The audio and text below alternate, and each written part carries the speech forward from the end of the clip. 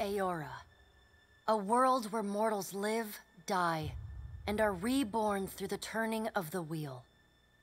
The cycle of reincarnation watched over by the gods, and made possible through pillars of a mystical substance known as Audra. 5 years ago, you traveled from your home to the Deerwood, a nation that had waged war against the incarnated god of light, Aethys, resulting in his destruction. The country suffered from a plague of hollowborn, infants born without souls, that many believed was punishment for killing a god. In an ancient, secluded ruin, you witnessed a secret ritual that inadvertently transformed you into a watcher. One who can see and speak with souls. The ritual also gave you horrible visions, waking nightmares of a past life that threatened your sanity. To put them to rest, you pursued the man who had led the ritual, a seemingly immortal agent of the gods, known as Theos Ix Arcanon. With divine assistance, you confronted and defeated Theos, ending your visions and resolving the Hollowborn crisis. In so doing, you also learned the great secret that Theos had protected. That the ancient empire of Anguith had transformed themselves into gods. Your visions finally put to rest, you retired to the castle of Cadnua, built atop a massive statue of pure Audra, where you ruled in relative peace and prosperity.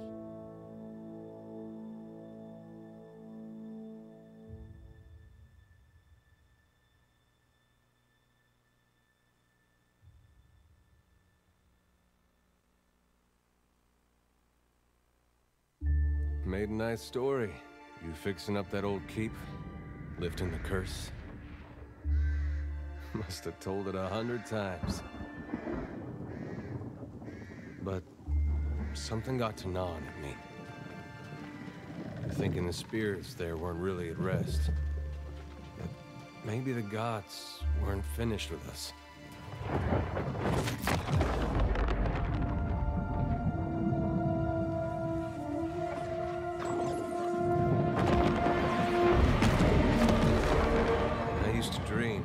God came back. He would forgive us.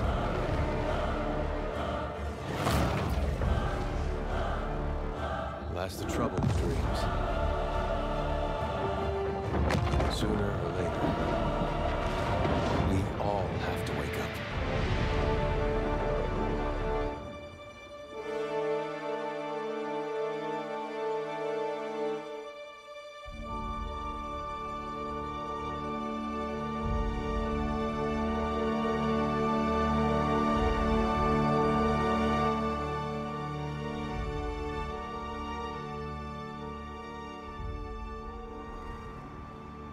So you wake to a sleepless world, the in-between of life and death. Follow your memories. You have been here before. You have seen past the shroud. You are a watcher now, and a watcher you will stay. A watcher sees souls, knows their pasts, and the souls see them back.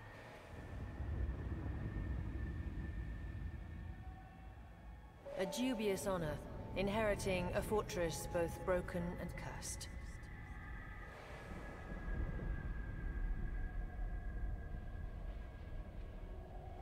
What is a god? A higher power? A rewarder of good deeds and punisher of the wicked?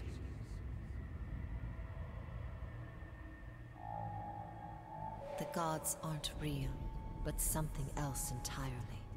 Something created by people.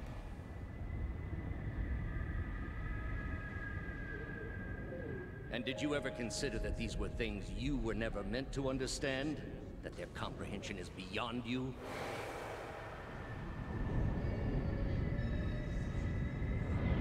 the world see. Let them decide what to do.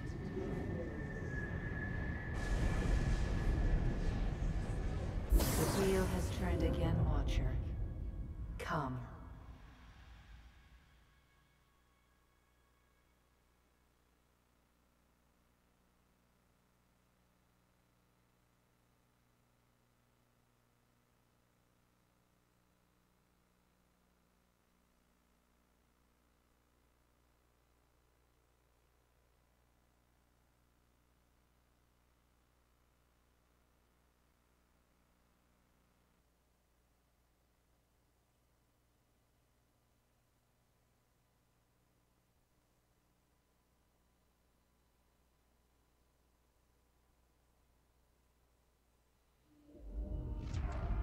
He's not fucking naked. Great.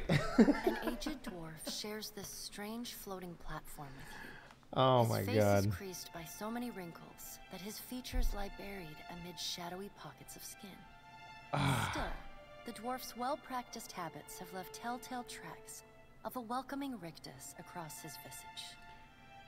Hello everyone. We fixed it. We're back. We're actually playing the game again. So we had to restart the game multiple times to get this fucking thing working.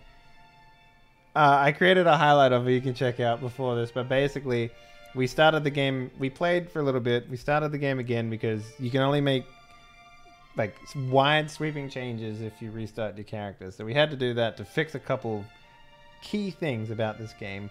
But when we restarted the character, basically everyone in the entire world was naked for some fucking reason, no matter how many times we restarted the game. So we had to verify the integrity of the cache. We did that.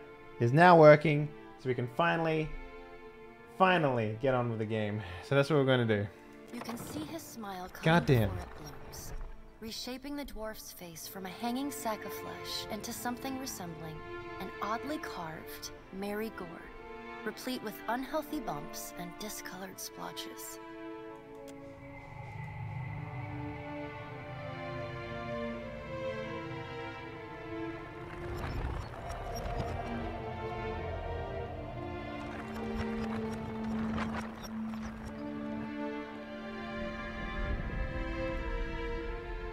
Sit, please. Thank you for joining us, Watcher of Cadnua. The gaunt woman seated at the table is clad in time-worn black armor that seems too massive for her to move in. A pale, slender neck rises from the gorget, topped by a hollow face.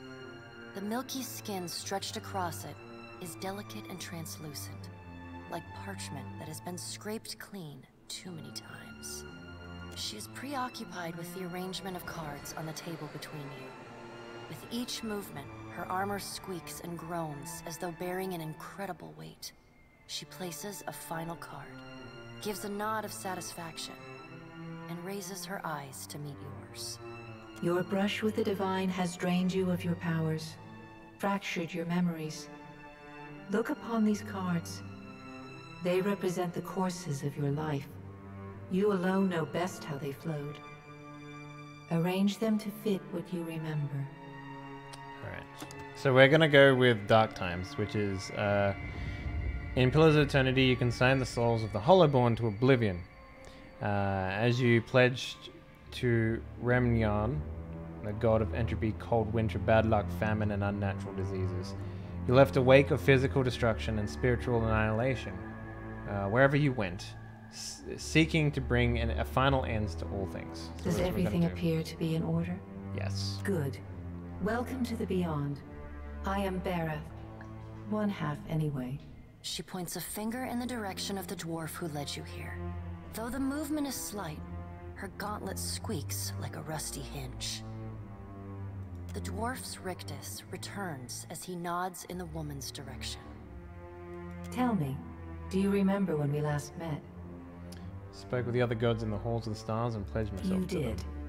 She places a card on the table, showing a tall tower with the gods' constellations arrayed around it in the sky. She places a card in the middle of the arrangement, a bell tower with no bell. Her fingertips slowly drag away from the card, faintly creaking as they retreat across the table. You had need of the gods once before. Now it seems we have need of you. The being that occupied Odnua's statue beneath your castle was the dead god, Aothus. Of this we are certain. What we do not know is what his intentions are.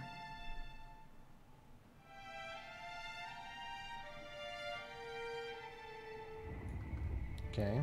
Though Aothus stole a large fragment of your soul, you were strong enough to survive the onslaught and enter the in-between. Eric, thanks for the host. You and he are still connected.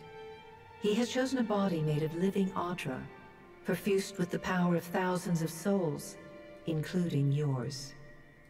It should be little difficulty for an experienced watcher to find him.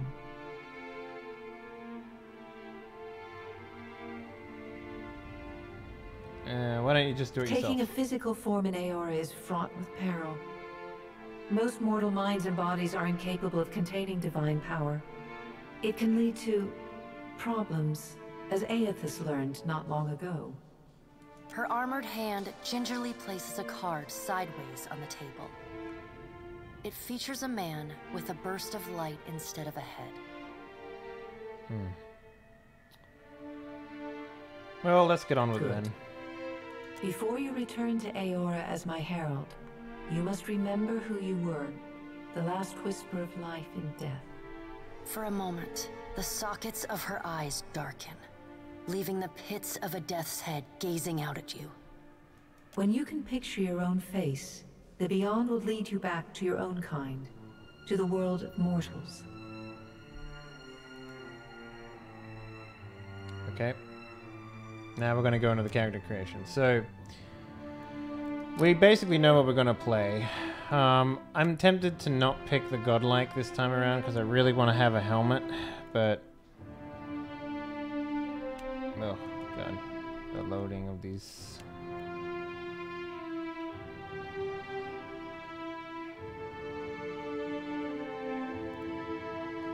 We'll go with the elves.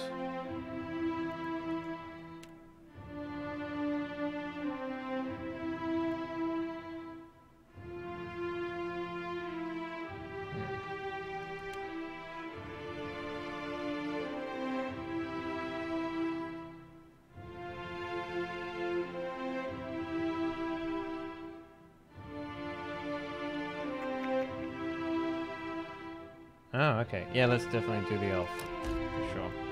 We're going to multi-class. We're going to go Cypher, which is, you know, metaphysics and stuff like that. And we're also going to go with the Ascendant. Last time we went with the Beguiler, but it's not going to work too well because we're not doing sneak attack damage anymore. And we are going to take...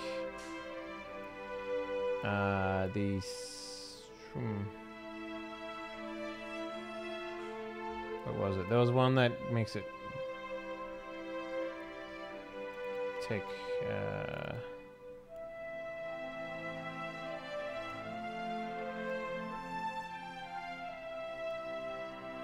we'll take Soul Shock first.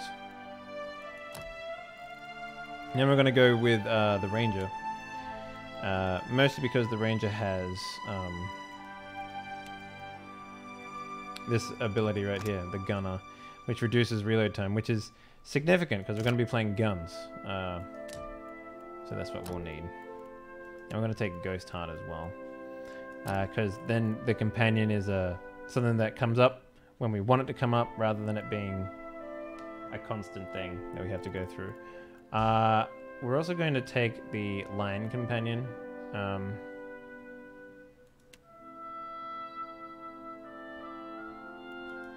Or what was it? We're not gonna... So...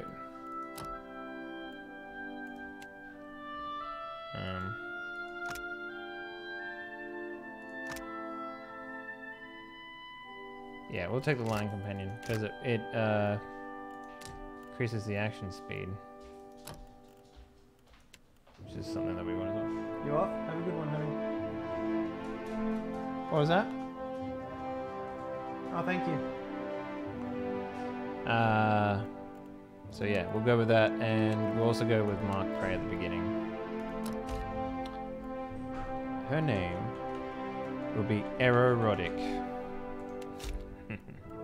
So the other thing that we're going to do is we're going to be dumping Constitution and Resolve pretty hard.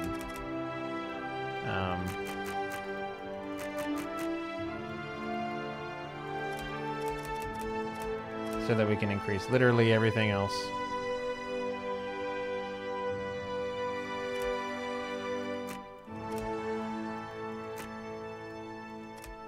So everything is going to go to 17, we're going to 5 and 5 and these two. So we're going to be frail in Constitution and Resolve.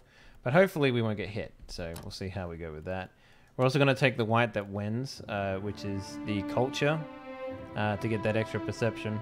So that everything is now 17 across the board. And we're going to take Hunter for the mechanics, basically. We're also going to take Pistol and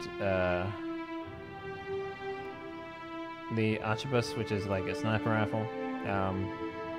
So after we open up salvos with pistols, we'll swap to the final one, which will be this one, and that'll give us our aim shot. So,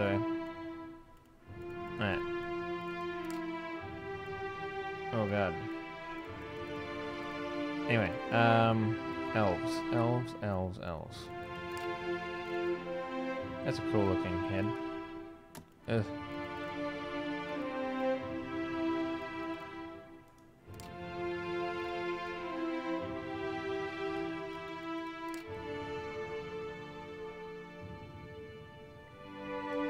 What other portraits do they have? They have this one. Who does that look like? Where have I seen her before?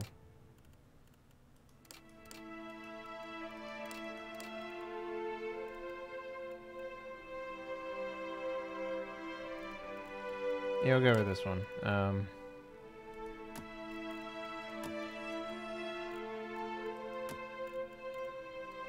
hair.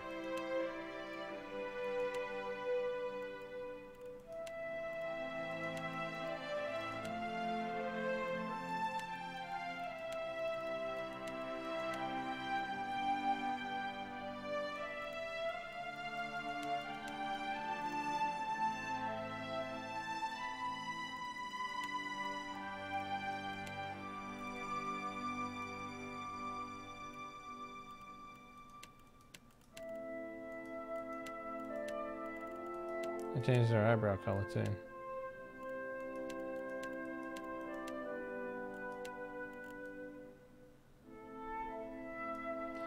Alright, head. What other heads do we have? Oh shit, she looks menacing.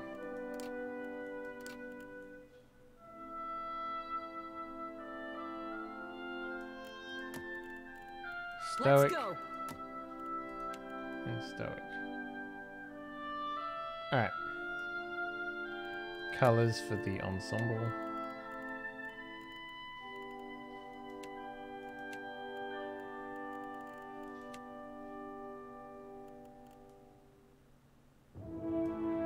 Cool.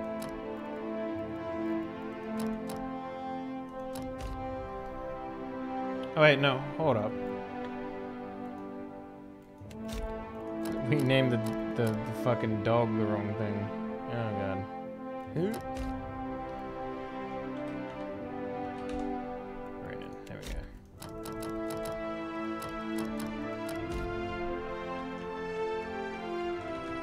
Erroric. Alright, plus 21% damage. Yeah, that's what I'm talking about.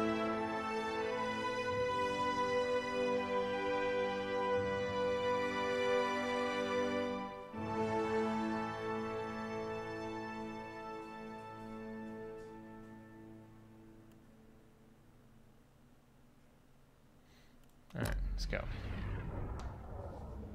Go forth now, Watcher, as my herald. Know that I do not give you this title lightly. When the time comes, you will have the power to reveal the souls that cling to you. To open the gateway from the in-between to the waking world. Find Aethys. Learn his plans. When I have cause to talk to you, I will summon you. With a quick gesture of her hand, you feel a sharp pain in what would be your chest. The pain continues, intruding deeper into your soul. Looking down, you see a small lump of darkness roiling within you. The darkness lingers there, but the pain abates and fades entirely within the span of a few seconds. A chime. Do not fear, Herald. It will not harm you unless you choose to cross me. I trust it will not come to that. Her gauntleted hand gestures to the dwarf, hovering nearby. The dwarf nods, contorts his face with his odd smile, and gestures to a new door. Alright. Let's go.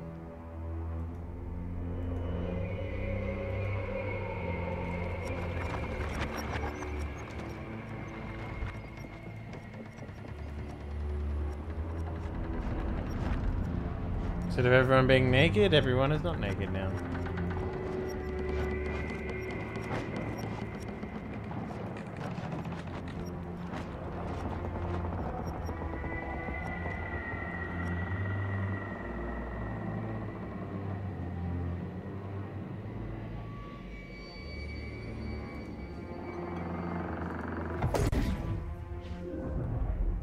Done.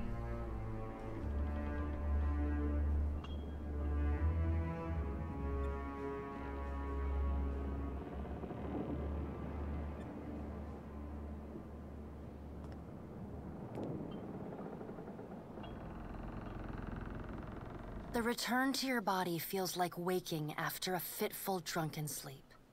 The rocking of the ship sends pain jolting through your limbs. Crashing waves hammer inside your skull. Adair watches over your body with a glazed look, taking long, even tokes from his pipe. At the first movement of your chest, he starts. His gasp, mid-puff, sends him coughing and straining for breath. No, there's no way. You're awake. What are you doing awake? How are you feeling? I'm alive. Alive's a big improvement. I hate to cast a pall over your recovery, but I'm afraid I have some bad news for you. The voice echoes from inside the bust. The remains of the steward of Cad Nua. Cad Nua has been destroyed. Aethys possessed the statue of Maros Nua and rose from the ground, consuming the souls of all nearby. It is only by the exceptional strength of your soul that you survived. And even then, just barely. The further Aethys withdrew, the weaker you became. We chartered this ship and followed him to the Deadfire archipelago. I know not how, but it seems he has retained a piece of your soul, and proximity to it has brought you back. How could you know all that? You've been faking on us. He pokes at your shoulder with one finger. This is a result of the choices you made in Pillar Eternity. Okay. Misfortunes brewing topside. Magrants fires, the captain stirs. An older man with ale-sour breath rubs his bloodshot eyes and stares at you. Engrim, the smell of drink on your breath could wake the very dead. Now what's this about? Pirates. They're demanding parley with you, Captain. I know this is asking a lot, but you better arm yourself and get on deck. Should be some gear in there. He indicates a nearby wardrobe. Alright. Let's get into it. I actually save. Good. We can save now.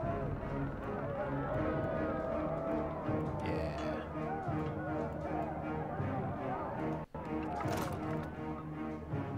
Alright.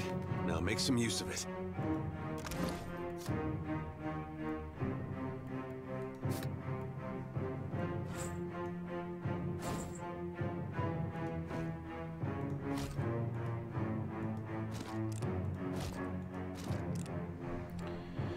Alrighty, so we got our stuff going.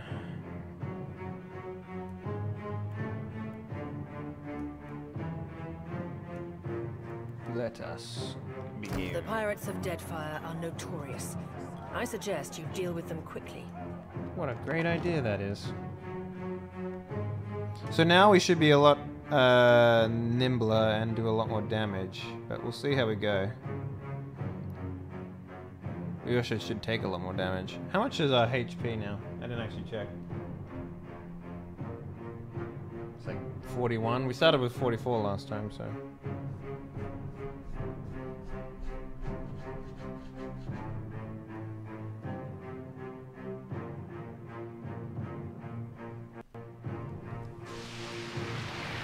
Well, what have we here? A little sloop? Lost and alone in the storm? A surly, brutish-looking captain stands stiff back before his crew. He scowls as he assesses you, his hair whipping about his ears in the wind. I'll be taking your ship now, if you don't mind. And especially if you do. Well, at least he asked. I am a gentleman of fortune. The captain shrugs in the sheeting rain before pinning you with a slow, murderous grin. Give her up easy, and I'll see you get a swift death. It'll be bloody and agonizing, sure. But at least it'll be quick. The storm's pretty loud. Did you say you're surrendering? How strange. And then he's going to wear his breeches on his head and dance for us? Did I hear that right?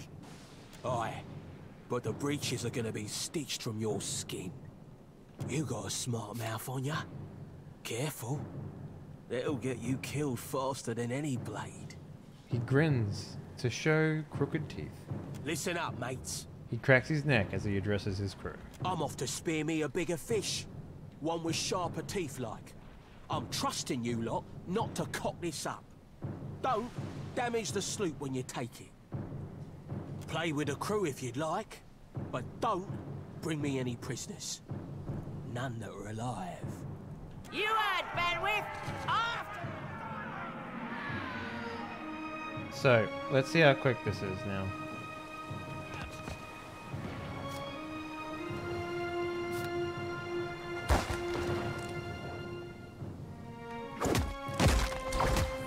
Oh shit, dude. I have 30 HP now. Defend the ship!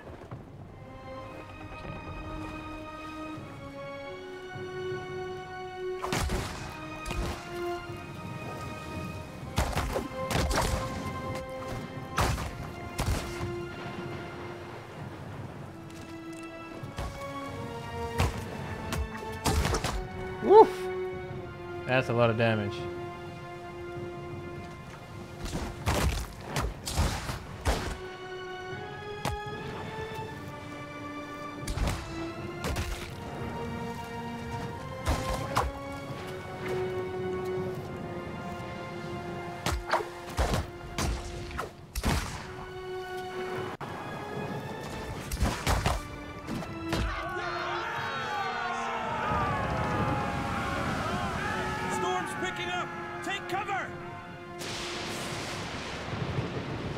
Yeah, I like where this is going. You defeated the pirates, but you're not out of trouble yet. The storm picks up, lashing your ship and driving you dangerously close to a rocky shore. The Defiant's crew hurries to reduce sail and batten down the hatches. They work quickly, but the ship is listing heavily. Just then, a loose crate tumbles towards you, gathering speed on the rain-slicked deck. It misses, but knocks Chipechek, one of your deckhands, off his feet. The Defiant heaves. Chichupek pitches over the side. He grabs onto the rails, but his fingers are slipping. He cries out for help. Meanwhile, the runaway crate totters towards the edge of the deck, ready to plunge overboard. You recognize the symbol on the front. You realize it quickly to contain the salvage from Said Noir, your keep. We're going to rescue the dude this time around. You grab Chipek's arm just as his grip fails. For a tense moment, he hangs suspended over the roiling sea. Then with a mighty tug, you pull him back onto deck. You hear a heavy splash from the crate. The crate from Said Noir is gone. Chipek, meanwhile, nods in gratitude and hurries to his station. Meanwhile, the storm has nearly driven you ashore. A flash of lightning reveals a treacherous coastline and Eothas striding into the distance. The lookout barely has time to shout a warning before the Defiant runs aground. The impact hurls you from the deck and frothing over the waves. You struggle towards the beach just ahead, even as the surf tugs. Towards the open sea, you kick and paddle with all your might until you feel sand between your fingers. Pulling yourself ashore, you collapse.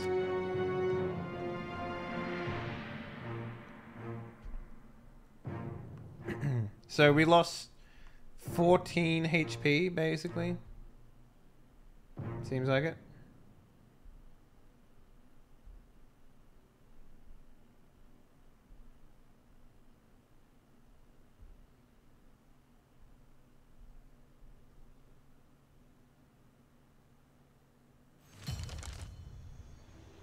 Seek out the means of repairing your ship.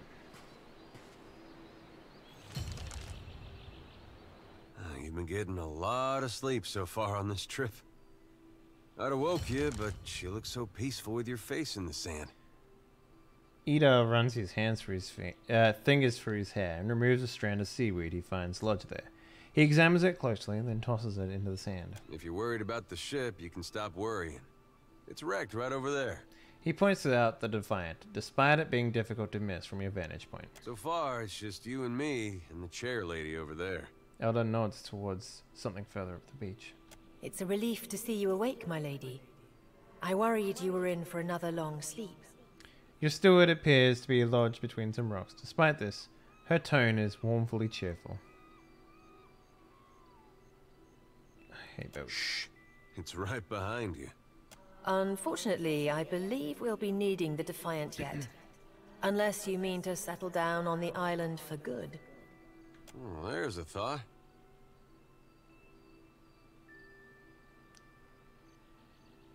Any help here, Bareth? Let's get going. Let's see about the other survivors. And somehow we gotta get the ship repaired.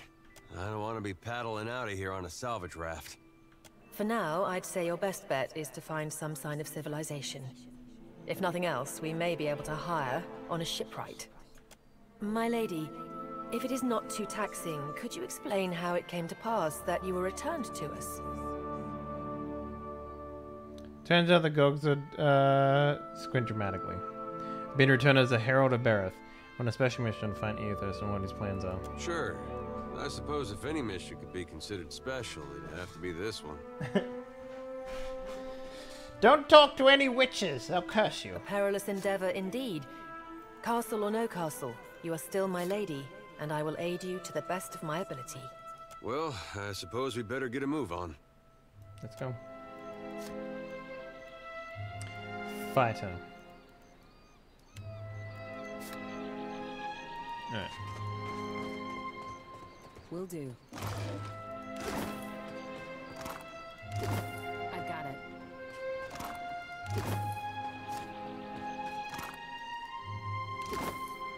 On it. Help! Somebody! Perco Blanca!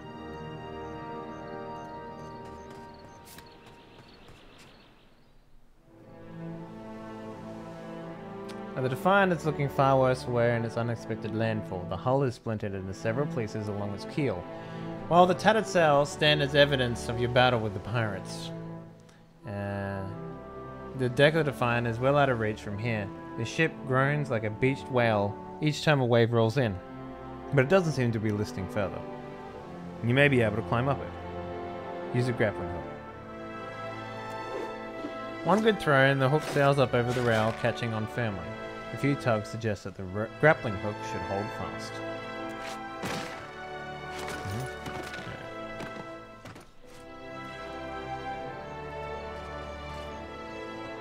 You're looking better, Casita. That, or I'm worse off than I thought. The sheen of sweat on her brow and the wan cast of her feature belies Arian's casual greeting. It's my leg, Matico. It hurts even worse than it looks. Hang on, I'll carry you back down. Quite romantic, Casita. I'll try not to hold it against you if you drop me.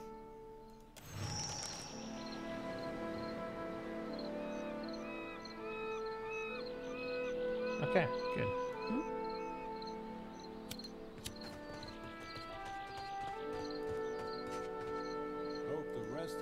sodden bastards.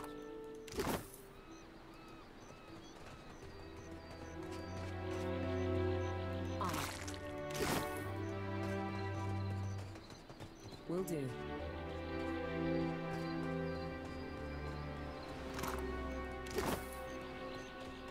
Can we do something about this statue that's here? Nicely done, my lord. You will have need of a crew if we're to get anywhere.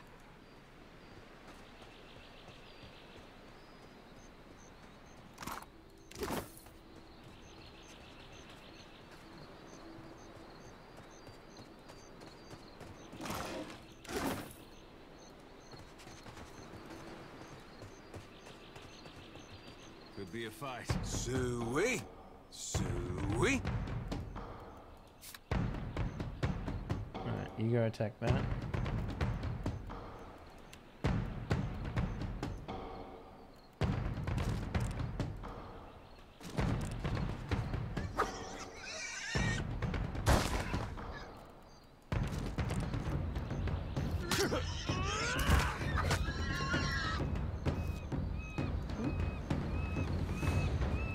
Go talk to that old man. Spy! Magran, is that you? Ed Ingram appears to be in a sound condition, though his wax jacket is soaking through. He appraises you with a bleary-eyed amusement. You woke just in time for the fun. Fighting off motherless raiders one moment, flung into the freezing depths of Ondra's bosom the next. Ingram's eye twitches as he flashes a smile, noted for an extraordinary absence of teeth. Aye. Magran learns us poor bastards that a little excitement's good for the heart. I've had enough trials for today. There's nae getting the ship back underway without repairs. Yonder road inland seems the best chance of that. You want to be kicking some of the corpses before you go, see if some cry out. We need a crew if we're to set sail. I'll see you at the campfire, Captain. Magran's flame warms my soul, but these ale bones need a touch of the real thing. You'll find Arana there. Good, good. I'll keep an eye out for others, Watcher, if you'll do the same. Okay. Sure.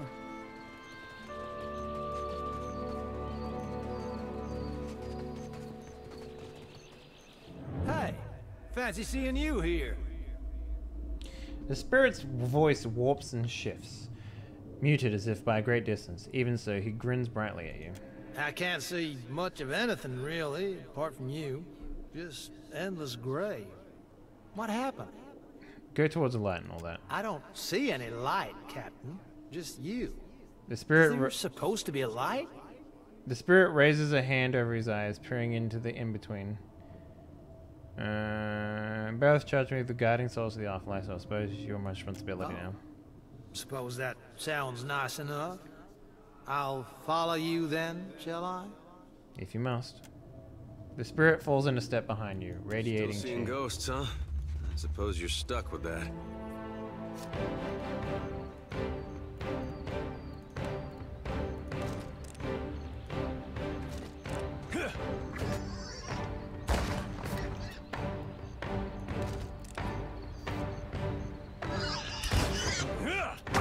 How did it miss?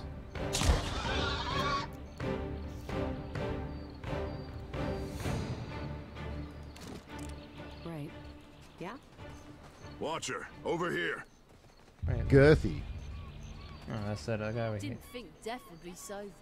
Twist. boring. Thanks for the host, my man. Isn't there supposed to be a light? Alright, so this is the guy we saved. He wasn't here last time. It is good to see you well, Watcher. I believe the boars were hoping for easy meat. Chichupek greets you with a relieved nod and pats the pistol at his hip. The bosun, Beadle, is in that cave over there. Ran in after a boar. Stubborn old dwarf. I'll go look for Beadle. I will make for the campfire. I must get this pistol cleaned if it's going to be of any use. Be careful in there, Captain. Okay, well, I'm glad we saved him this time around. More boat people. Love me some boat people.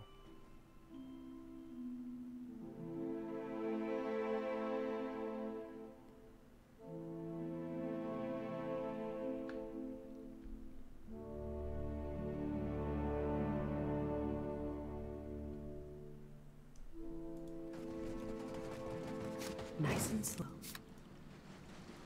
I guess we're not the first to head this way.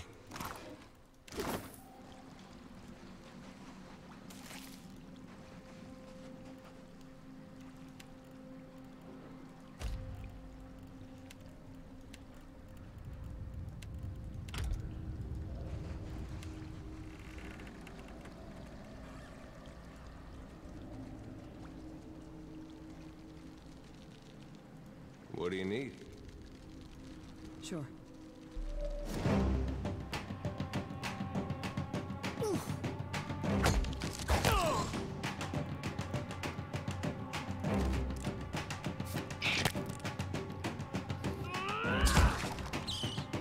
Let's go. Okay, missed him. Dude, what are you doing? Here we go.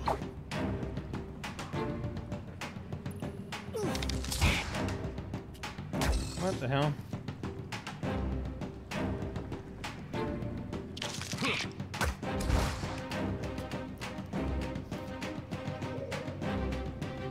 I don't understand why you're so bad with the hitting. What? I don't understand. Why are you so bad?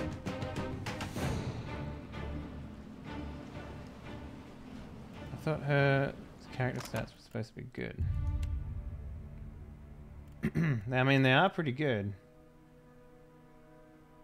Just don't understand why they're so bad, though.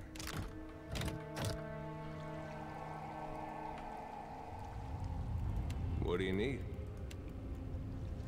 Yeah, I got it. Will do. Steady does it. Wait, look there. Hey.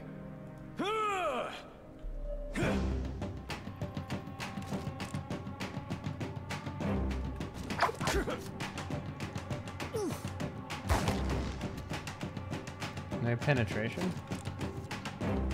It's not supposed to happen.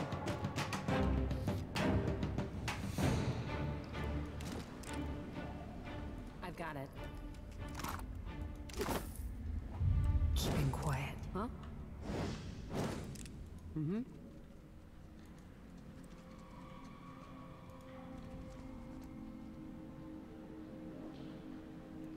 Hey.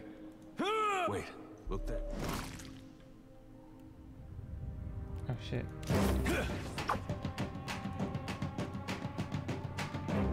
Take him down.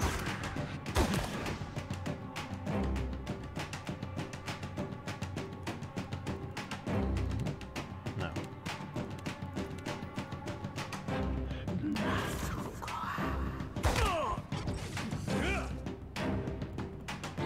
Okay. Shoot him.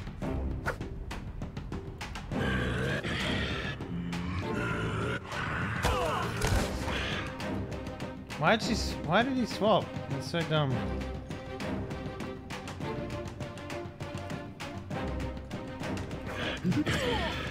Dude, you're supposed to be fucking attacking this thing.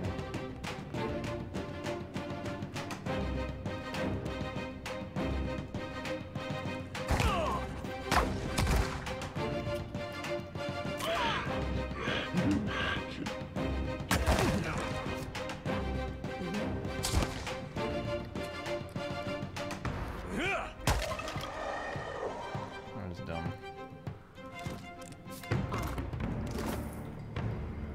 Sure.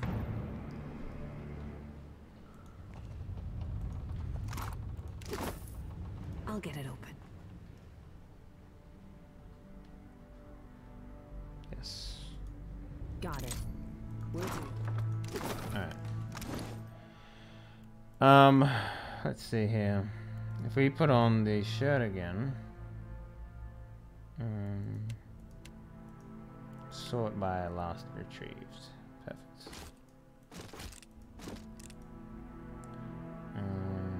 Leather armor.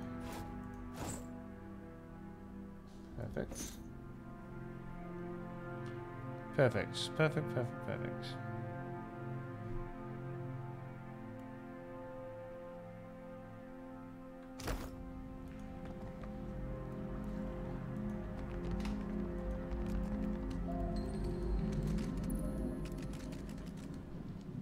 Nice and slow.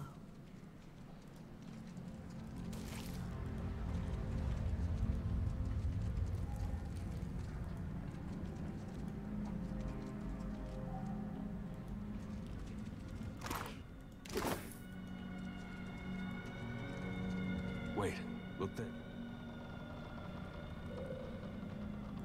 What do you need? Go get him. Stay behind me.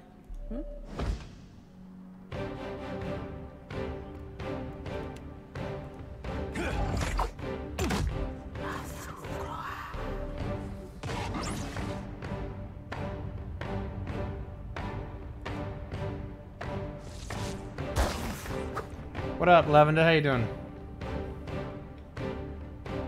Did you punch chainmail on Archer? What? I don't know what that means. What are you saying?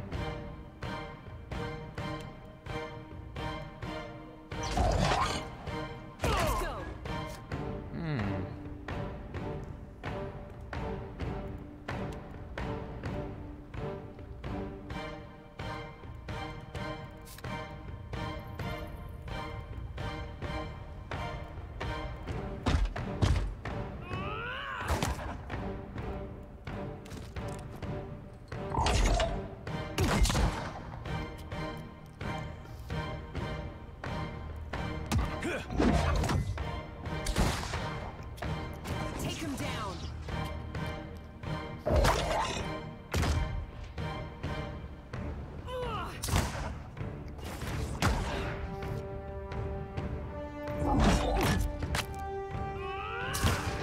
Nah, they gave you chainmail at the Killer beginning. machine doing out here by himself in a cave anyway. Oh. Collecting his thoughts.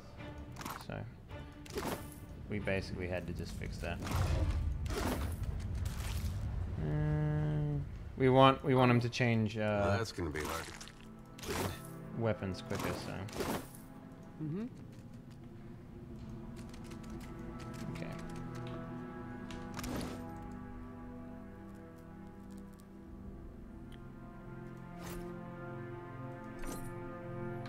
More fortitude is good fortitude.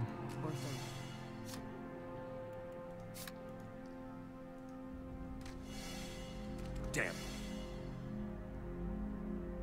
Damn pirates. Andra be your scrubber's souls for fish food. Bayadol, still alive and calling everybody scabrous, I see. Well, now we got a bosun. Just need a boat. Adair! And I see that corpse we've been carting around is looking a slight more sprightly. Good to see the two of you, but mind your step. I've got myself in a spot of trouble. Been trying to find a way past without losing a leg or getting a face full of poison. I'll see them. I see them. I'll grab you. Well, if you're certain. Bodo gets to his feet. You point out the path along the floor, and Bodo makes his way out, sweating and stiff-jawed.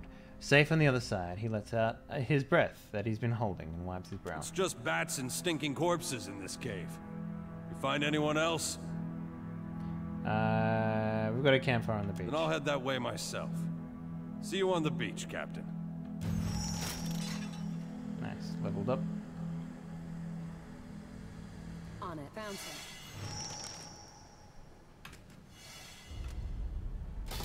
Will do. I've got it. On it.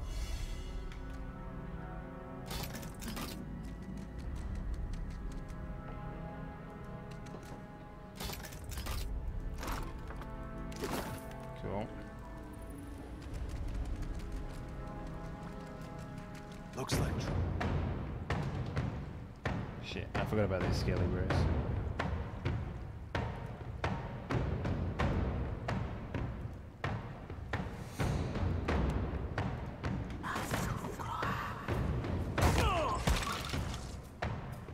Oh shit, that just popped like big time.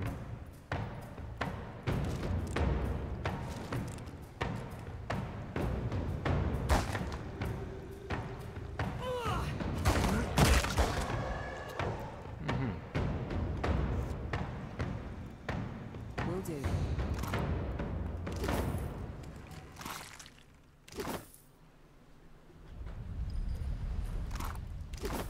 Right. Hey, watch out.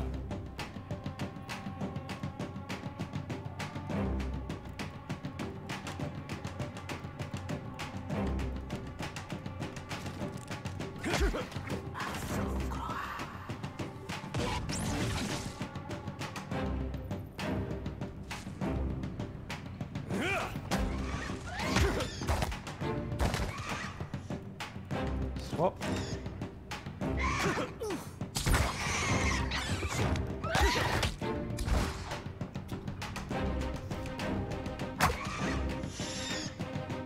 Still long ass reload time, but we haven't gotten the gunner perk yet, so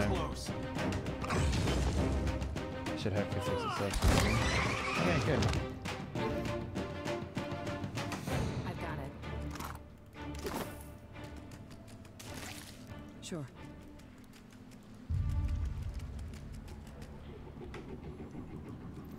Oh, we might be able to get it. Let's take a look. Mechanics and insight, I guess.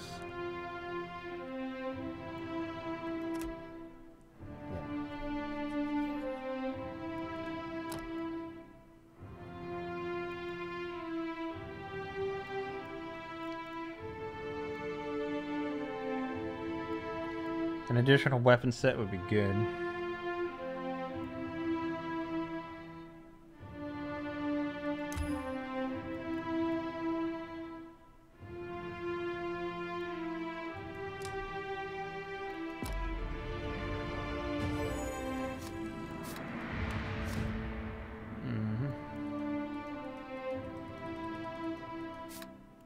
We've got an empower now, which is good for us.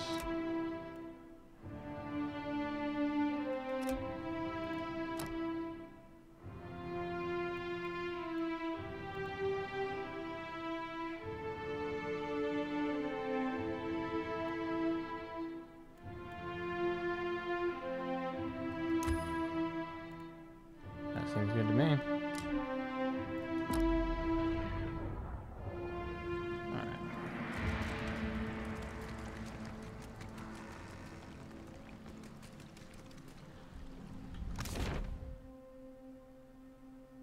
Underwater passage?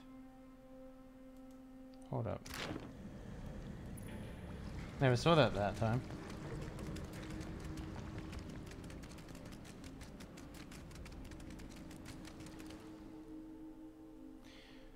The water here glows an eerie blue and the cave glistens with reflected light.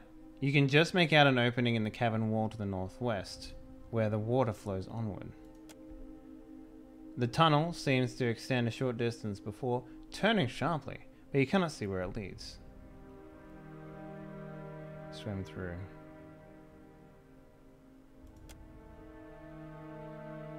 Watcher only check. Send someone to scout ahead for air pockets. Elder sets at a good pace, cutting through the water with confident strokes. Nearly on the far side of the tunnel, Elder finds a space to come up for air, with a place to rest along the way. The swim should be manageable. Okay, swim through. Air pockets provide much needed reprieve as you make your way through the cramped waterways. You make short work of the journey. You come up in what appears to be another smaller cavern, where sunlight streams in from an opening in the stone. Yo, what up, Timon? How you doing? What up, Atomic? How you doing?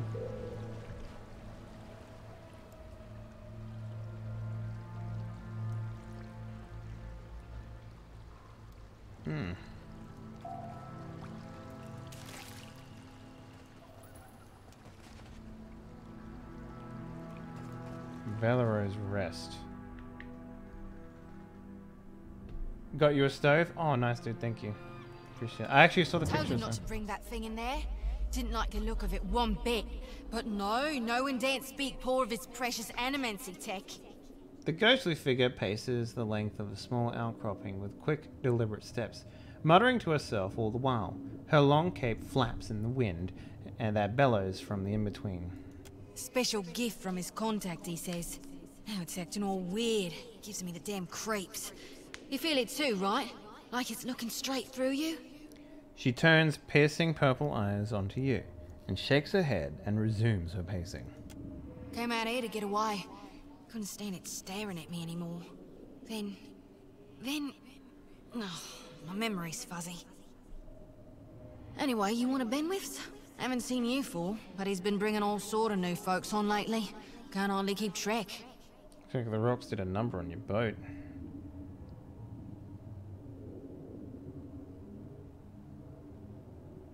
I think I remember something about a boat. Yeah, and some screaming.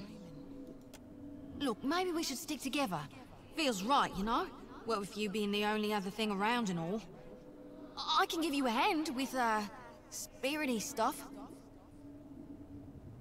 No kidding. I've always wanted a ghost friend.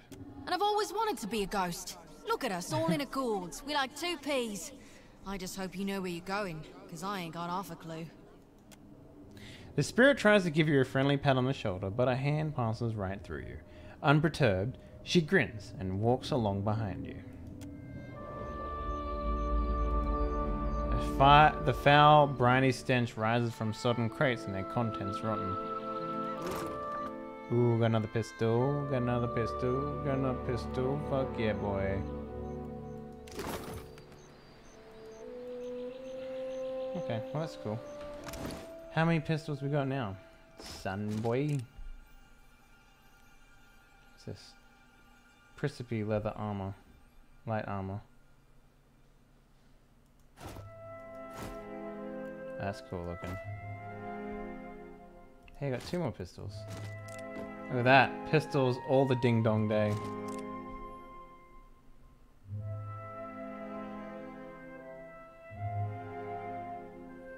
All the ding dong day.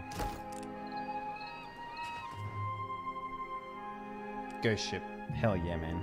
Absolutely. Swim on through. You're fairly confident you can find your way back.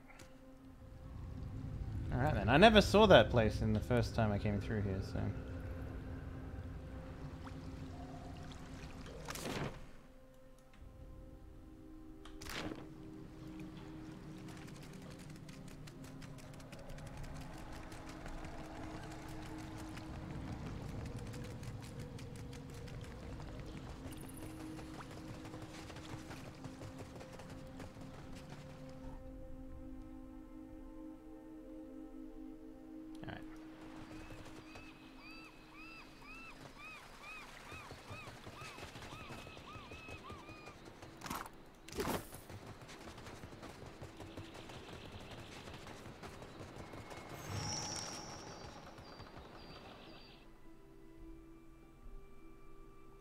All the ding dong dang day stay. Alright. So let's skip through all of this as much as we can, as quickly as we can, because we've already done it. You know, we've already done all this stuff, but still worth investigating all this shit.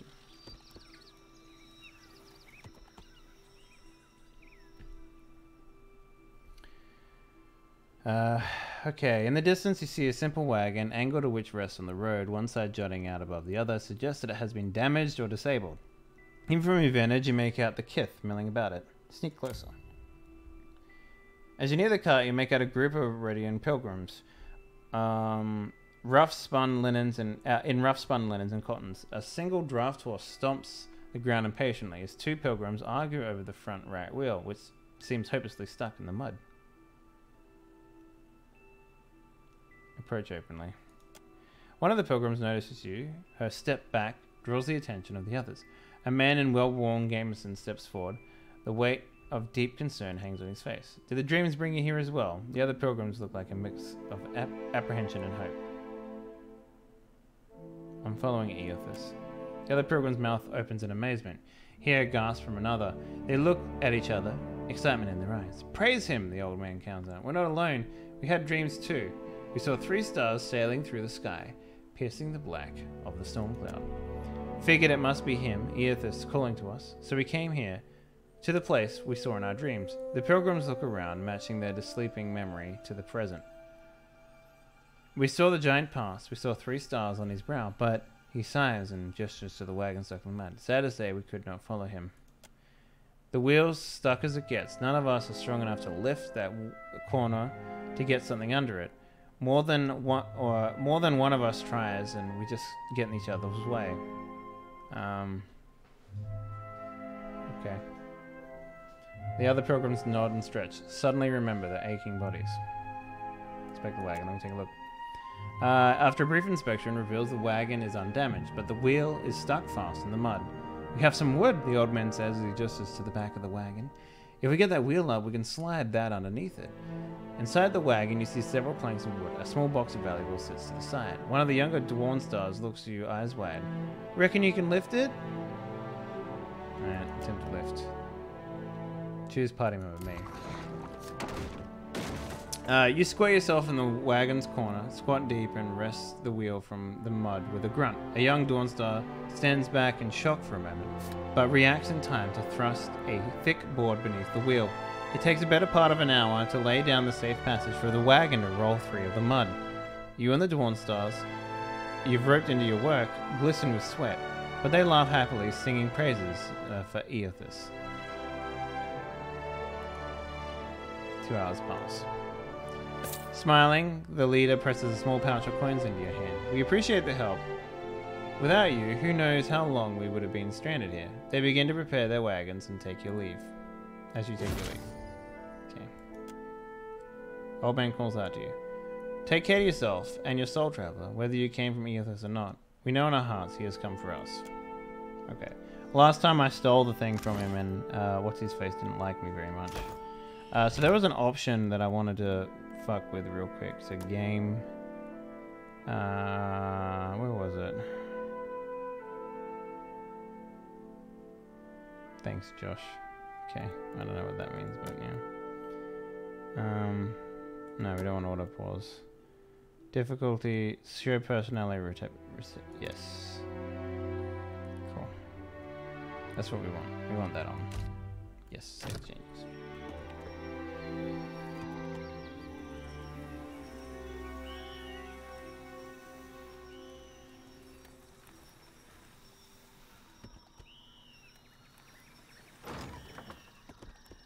Going to Port Magi, so we can get 2 party members, or 1 party member, I guess.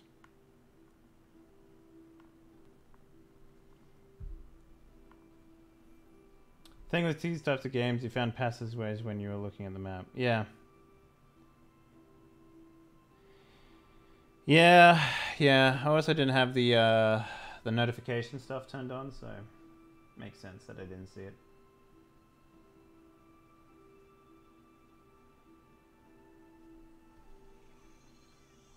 Poor Magi. Better see what that crowd's about. What if the giant comes this way? Please, everyone stay calm. The man at the center of attention appears to be fielding inquiries from both the gaggle of townsfolk gathered around the platform and a rather severe-looking Umarian woman. I'm never going to get that. Umari woman. I'm going to say Umari. That's how you say it. Standing just beside him. Please, everyone remain calm. I assure you I will do everything in my power to get you the answers you need. Our friends among the Huana have offered you hospitality and safety from the storms. The Umaran woman folds her arms. Yes. I think we are all keenly aware of the debt of gratitude we owe to the... I have personally seen to the safety of your homes. Now you will do the same for our families. What about our families? What about the ships? How are we supposed to feed ourselves? If everyone would... As Clario's gaze sweeps across the crowd, it falls upon you where it remains. A few more heads turn to see what's caught the governor's attention. It's one of the pirates! At the alarm cry, the whole crowd turns to regard you. A startled, expectant hush falls over the falls upon the gathered throng. Shady, passionate. And if I am? Hey, mind if I go get a drink? Meet up with you later. Got bad luck with mobs. Everyone stay calm. I think it's clear our guest is nothing of the sort. 2 of my guards reported a ship flying deer wooden colors, fallen prey to a private vessel. That would be your ship, I assume. The crowd quiets somewhat at that, although you still find yourself the target of a few glares. That would make her lucky. Your own vessels do not usually fare so well. The woman regards you with bland curiosity. Quite.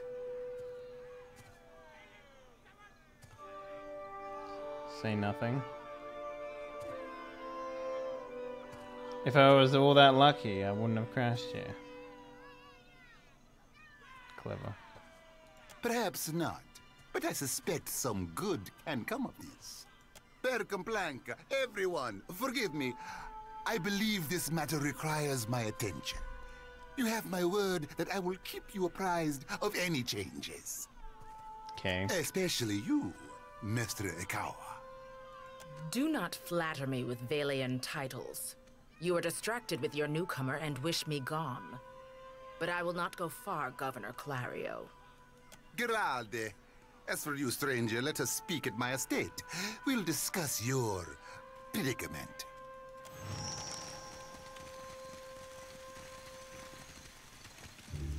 Accept the light, and you shall be redeemed. A woman shouts. Arms raised high and wide. In each hand she grips a golden candle. The flames gutter wildly as she gestures to the crowd before her.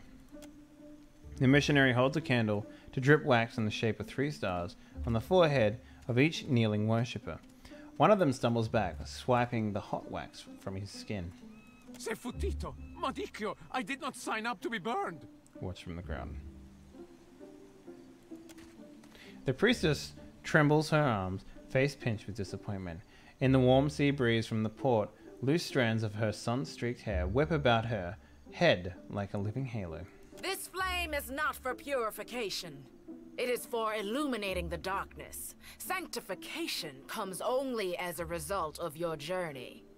But the light will guide your way. Alright, catch you later, Lavender. She tilts her face towards the sky, eyes shut. She drags a shaky hand to drip a wax across her own brow. Aethys has returned at last, but it's not too late to redeem ourselves. As surely as my fingers are webbed, I tell you, gone, never left. Despite her contrary words, the Hawaiian woman shrugs, accepting the golden wax. Sakes alive, Wanglith. Ain't we got more pressing matters to attend to than a baptism? Arms crossed over her chest, a shorter, duskier woman watches the ritual with an ornery sort of expression. Her delicate chin jutted up. We just missed one of the biggest reap-ins of all time. What about the souls that need us? As she steps forward, she reaches for a peculiar-looking lantern strapped to her hip. Do not push me on this, you wayward child. You'd leave the living forlorn to service the dead? Rather than discouraging the other Dawnstar, the accusation seems to kindle a stubbornness inside her. Shoulders set, she grins. Here, I'll light them all at once. Metal clanking, she sways an eerily lit canton, indicating a pattern before an intricate pattern before her. The priestess bites her lip, swinging harder and faster, the Lilith arms hurtling the weapon with a deceptively hidden strength, until she thrusts it out towards the crowd, spluttering everyone with wax. Wipe a glab of wax from your shoulder. Now that we're right with our god, can we please see about helping the people I dreamed died? Those souls ain't gonna reap themselves. Her words catch in her throat. She turns, spotting you for the first time. I'm guessing you're not here for the baptism. What if I was? No, I don't think you are. You got this feeling about you, like you got a greater purpose to see to. She tilts her head and smiles, looking too confident for her own good. I'm looking for an Adruhyle statue, but yay high, inhibited by ethos. I knew it! She clenches her grip on the sickle in her right hand. Gon's been calling me here. Left the breadcrumbs in my dreams. I need to get inland. If you're going, I could help you. Swear on my soul. Why do you want to go? Say nothing. Enough nonsense, Joti. Joti? No one knows if anyone's even died. You've no business going in there, risking your own safety, risking our mission. Wanglith, you guide the living and I guide the dead. Gon bids it and I dreamed it. Leave it be. We all serve our purposes. So what's yours? What do you think? Biting her bottom lip, she looks at you up and down. A pleased sound leaves her throat. I think I know what you are. Her brows raise in sort of a challenge. And here you are, following my god. Watcher, will you take me with you?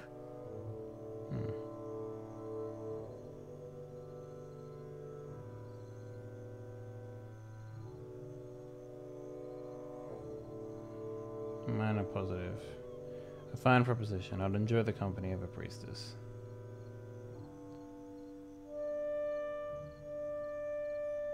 Perhaps you'll prove useful in dealing with Eothas. I know an offer rare as hen's teeth when I hear it. Yeah, I'm taking it. She beams brightly. You won't regret this. She steals a shy glance at Ida. Hey. Ida half nods. Without looking in Zodi's direction, he seems suddenly focused on something in the distance. A tad too eagerly, she saunters close beside you. At least take care, child. Come back to us in one piece. If not for my sake, then Samhain's. The older priestess sighs, shaking her head. So don't tell her. What the high priestess doesn't know won't hurt her. Yeah. Grinning, Zodi leaves her brethren a curt parting.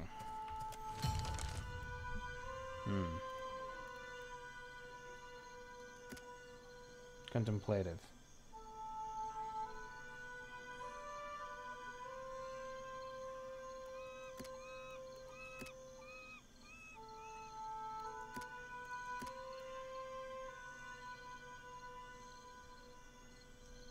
I wish you could see what both of these would be. We'll leave everyone at normal. So. Can we talk? The children of the Dawn Stars. I wondered if we'd run into them down here. There's someone I used to know. Just an old friend. Came out here to settle with them last I heard. Maybe we should ask around. See if she's still out here. Might be she can help us. Just a friend, huh? Zodi rubs the back of her neck, clearly uncomfortable. How did you know her? Oh, well, both grew up in Gilded Vale, same temple.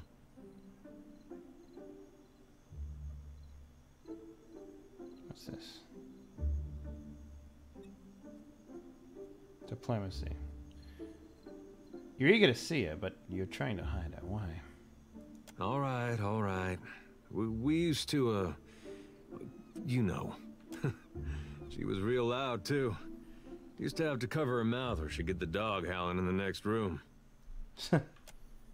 Zodi's face models bright red, and she turns away, covering her eyes.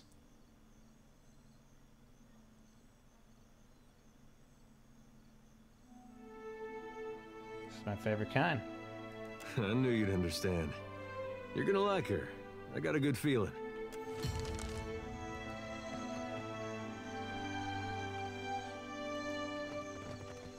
Happy to oblige.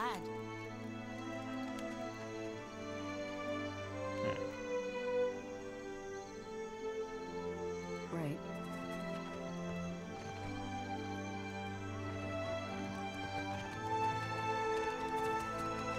You have to do something. Any of us could be next. Oh?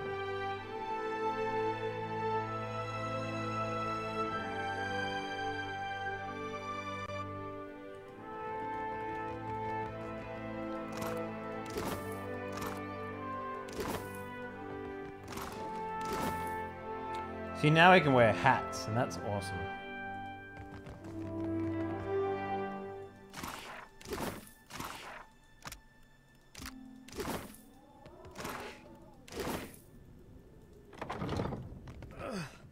Who's there? Tori, is that you? Wait, who are you? The figure in the bed is a young villain man. The first thing you notice is that he seems to have been severely beaten. One eye is clearly swollen shut, where his skin is revealed as a patchwork of livid bruises. He groans and winces as he props himself up, glaring at you with one good eye. You look like you already got a foot in the grave. She thumbs the cage at a lantern thoughtfully. Come to laugh? Madiko, this would not have stood in Ozia. Ouch. Nice shiner. Ah, hell take you. I get enough of this from the Nasanali I work with. He falls back against the mattress, grumbling. These Juana. They are an unreasonable people. I was enjoying a night of cards when one of them attacked me, out of nowhere. I had not spoken a word to her. The mad devil. Look what she did to me. My ear. He turns his head, and you see that there's a scabbed over notch where a chunk of flesh had been torn away from his left ear. When the fighting is over, she takes my coin purse and strides away. Bold as anything. You should always ditch the jewelry before a fight. I was deep into my cups. It was not a fair contest to begin with. The governor lets the Juana do as they please, and this is the result. I should be out there, helping to find our people. My wife, Zenetta, she is out there, and I... He gestures feebly with an arm, grimacing. Listen, I am without other means. She took my coin purse, my wages. How am I to pay the governor? How am I to feed my son? His already purple bruised face reddens further. That woman should be in the stocks. The guards do nothing. But you've heard me out at least. Do me the kindness of retrieving that coin purse, and I will give you what I can spare. I'm always up for a good fight. They call her Mokeha. I imagine she is back in her village, feeling proud of herself, no doubt. Follow the road as it bends north, then west. You can't miss it. A pile of sticks and straw. With that, he sags back against the mattress, clearly exhausted.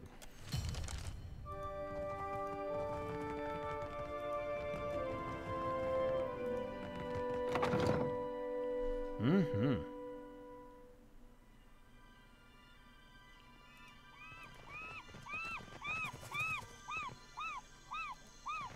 What marvelous carvings! Oh, yes. This one is many centuries old. Blessed by Ngati herself. Magnificent! It's not right. I came here on the first ship. Why does an islander get paid same as I? They're big.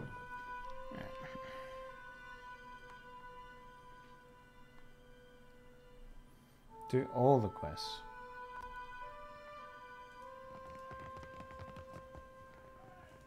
Sorry, we haven't any rooms for you. The rather large man behind the counter glances your way, smiling grimly. Guessing you're the one came in off that shipwreck down south. Not sure if that's good luck or bad, but here, I figure you deserve a drink. What I really need is someone to fix my ship. Can't help you there. Governor Clario's the one to talk to. Half the town's patching up whatever's left of the ships in the harbor. It might be he can pull some of them off to get you on your way. What's this about the room? We're full up. You aren't the first outsider to turn up looking for a place to stay after their ride off the island ended up at the bottom of the sea. He pauses, fixing you with a considering eye. Well, tell you what. I've got one room ought to have been cleared out by now. Only the occupants decided to outstay his welcome. Real trouble is, he hasn't settled his bill. He's a merchant captain by the name of Galleon. I've given him a fair chance, but he's been a right prick about the whole thing. I've got a spare key here. You chase him and his pals off, and the room's yours. How about you At pay a me? discount. Mercenary type, are you? That's fine. I'll throw in a reward, and the discount stands. How's that? I don't want the man dead, and that's not what I'm paying for. Just see him on his way, and we'll call it done. With a final nod, he turns away. A giant. Dumb as mad. Nick.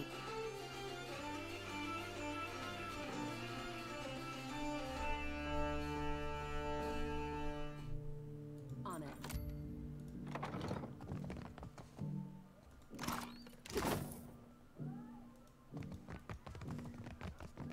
How does it work? You inhale. It isn't complicated.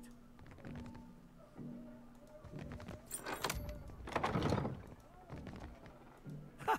Maybe I was wrong.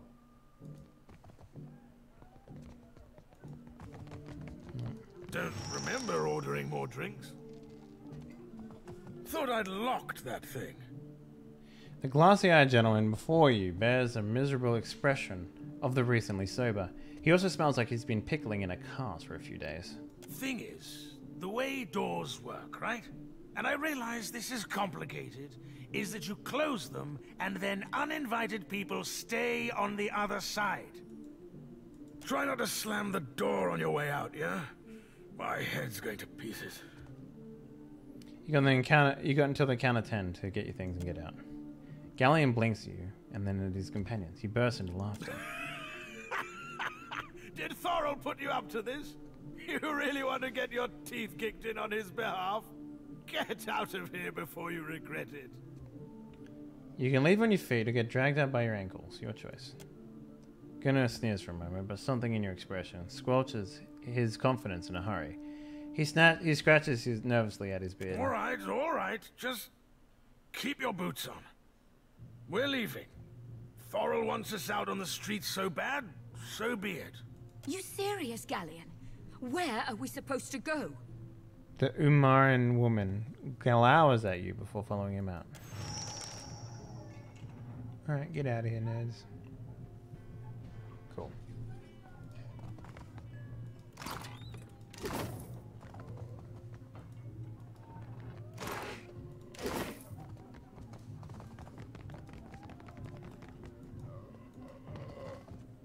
Okay.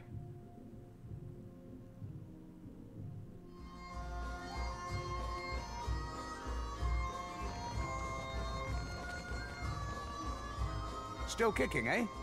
What Cleared that room. Hey, good work. Times like these, I can't afford to keep on anyone who can't pay their tab. The second word got around, I'd have every pauper in the city on my doorstep. The room's yours if you want it, and for a job well done, here's your pay. He sets a damp leather coin pouch on the counter. Still kicking, eh? What'll it be?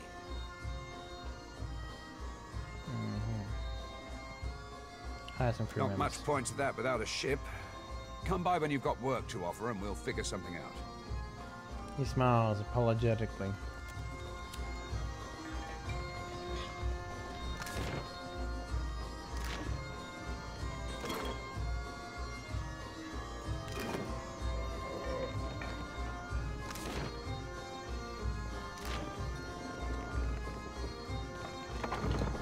There's actually a Kraken's eye in there. Huh. That's kind of cool. Red Serens, adherents, the dear wooden. Next.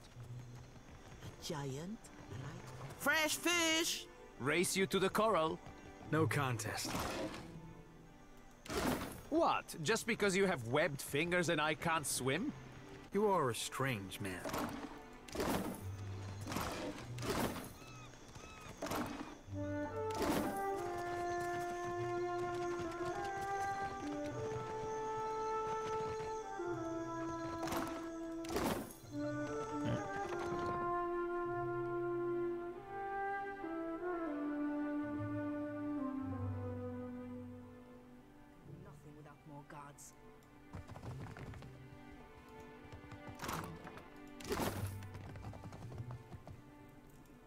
Yes?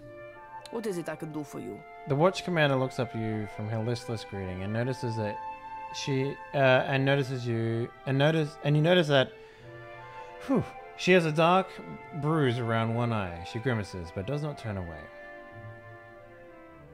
I don't see many guards. We are stretched thin. The storm speaker did much to help, but much of the town has flooded.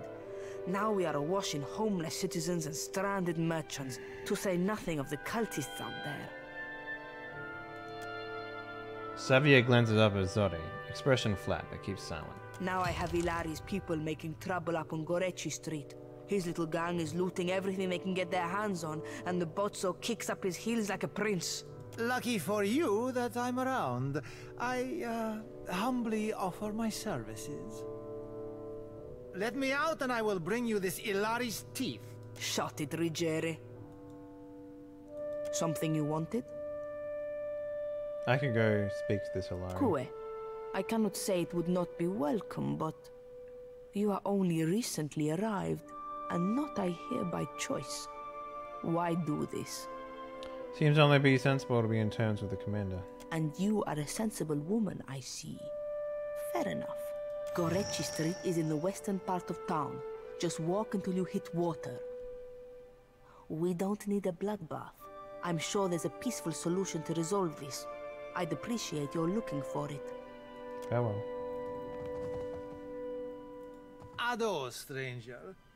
Or is it captain? You have the carriage of a captain. A noble bearing all around. The man in the cell wobbles slightly as he steps forward, fixing an eager smile and a glassy gaze upon you. Apretta, you must free me. I am a creature of the sea. I am not meant for this dark place. I will dry and wither like a landed fish. I can use you and my crew. What do you need me to do? You see how fate has brought us together? The ice-hearted guard, she has set my fine at 400 pyres. I have none. I flounder here until the debt is paid. Keeping out of trouble? A little jest. What is it? Any chance you'll lower Reggie's fine? Ecossy, why should I do that? To show my appreciation for his aim? Ruggieri is a drunk and a fool. Do not trouble yourself on his behalf. Something you wanted? Diverus? Well, good riddance to him. It's your coin to spend. She pulls out a key from her pocket and moves towards the cell door.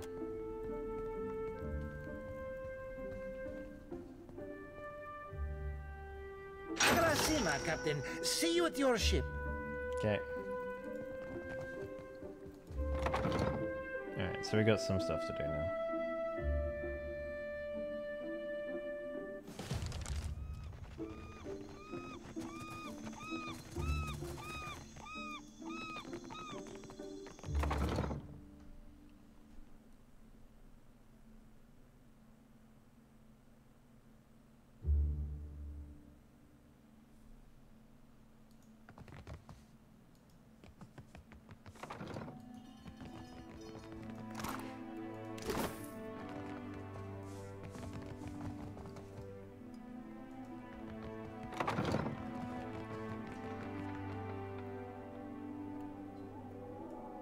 Yeah?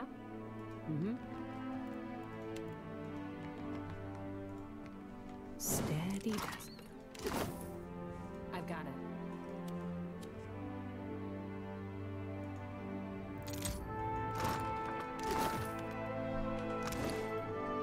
Tricone hat. Where's that other hat that I picked up?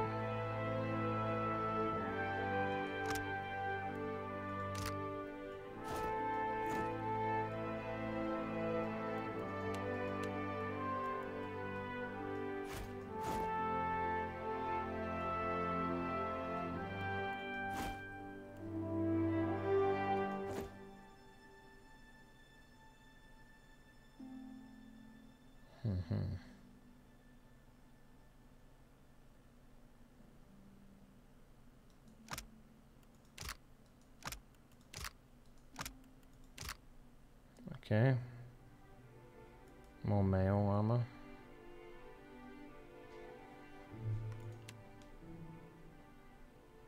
She's wearing medium? No way.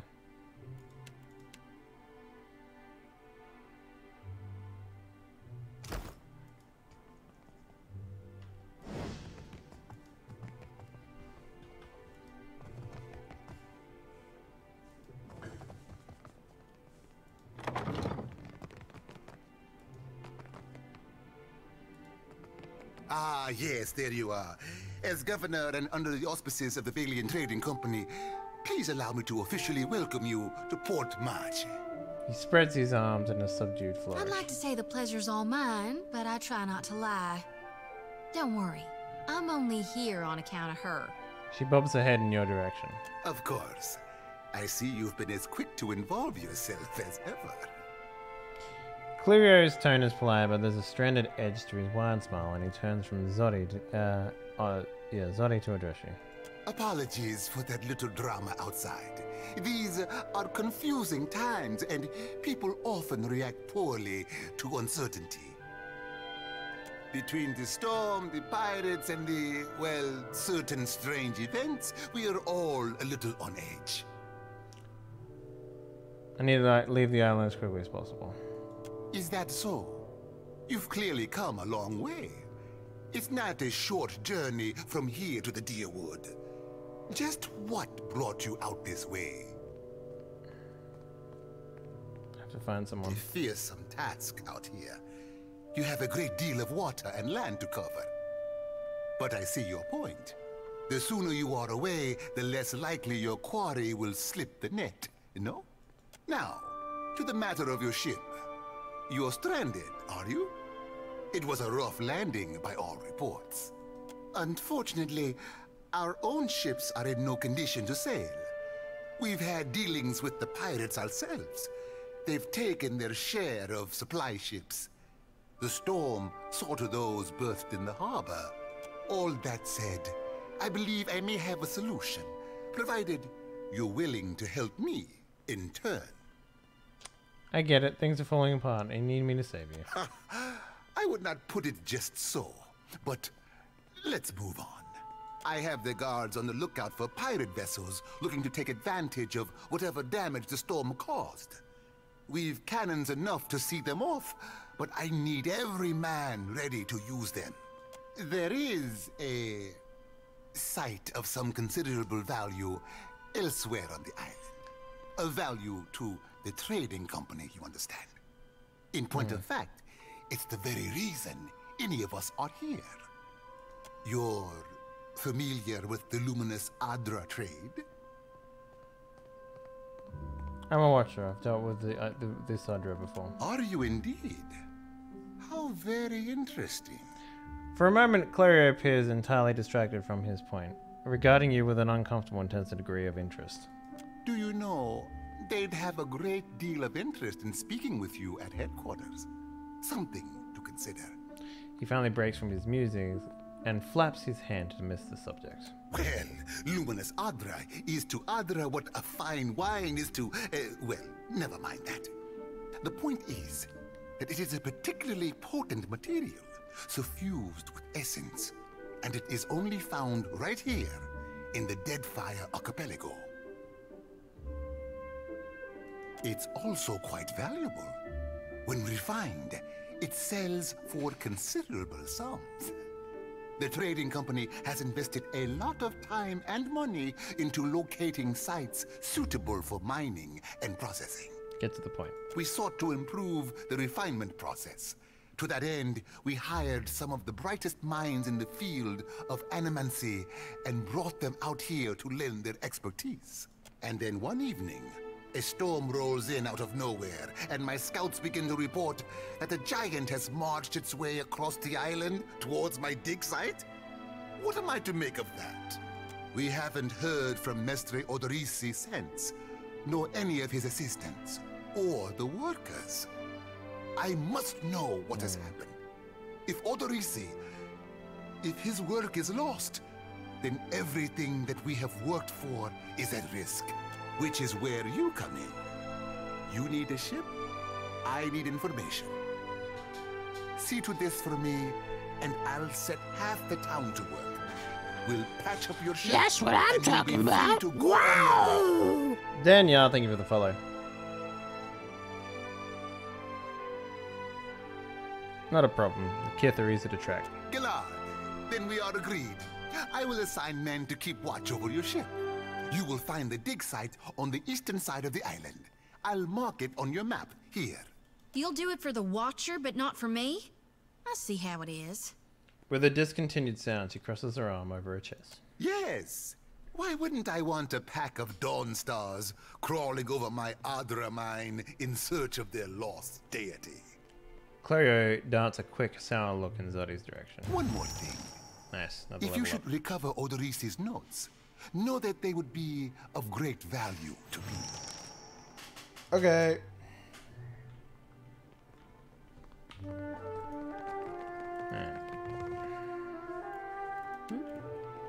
Right. Keeping quiet.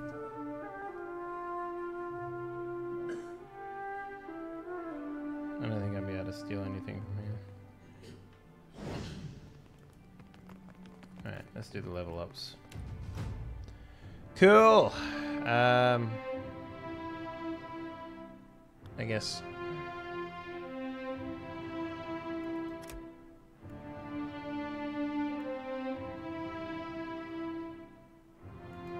2 in each of these seems pretty good to me.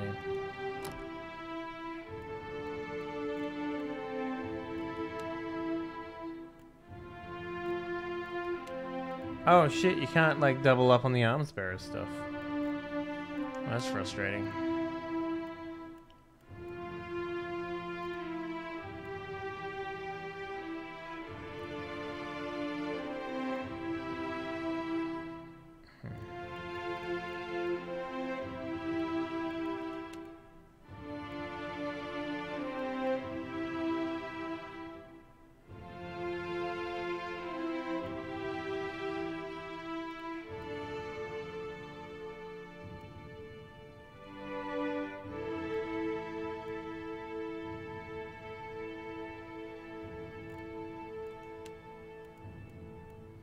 Okay.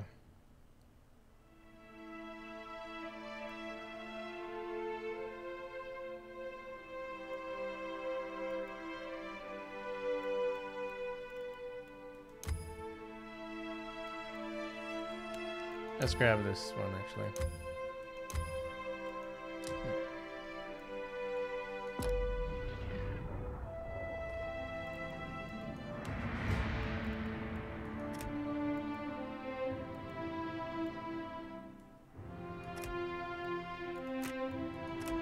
Next. All right.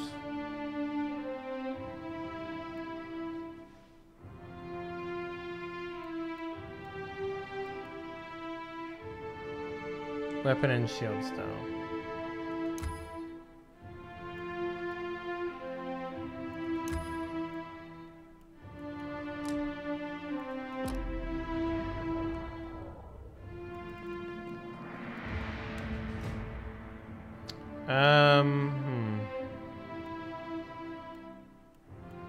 History, yeah, and alchemy.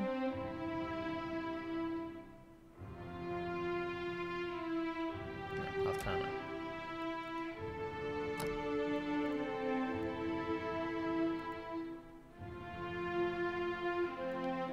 Take the pillow and.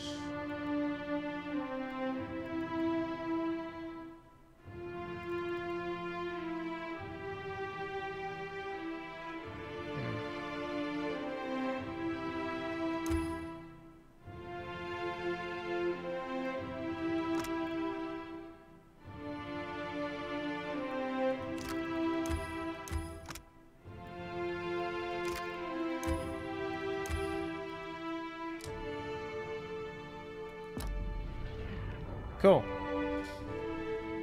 Alright, let's boogie.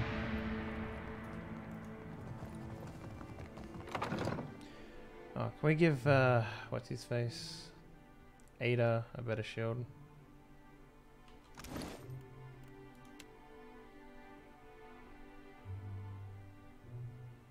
What was it? We picked it up.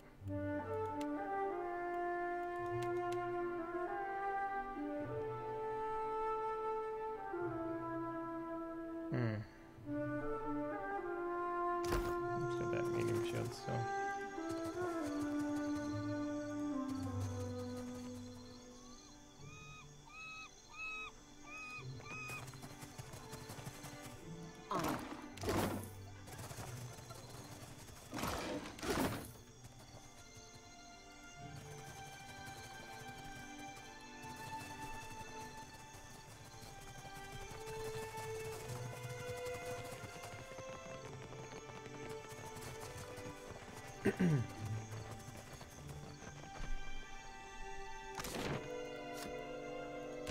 Alright.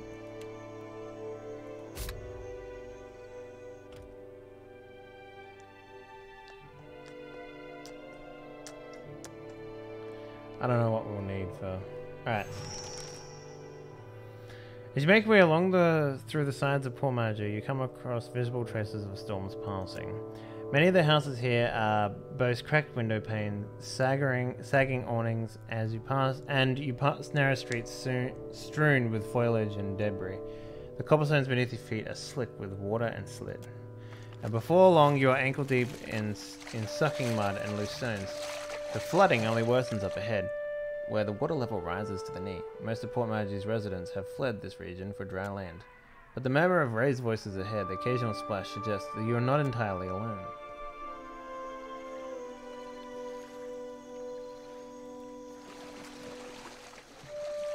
Whoa. Oh god, I did not, I wanted to save, but okay.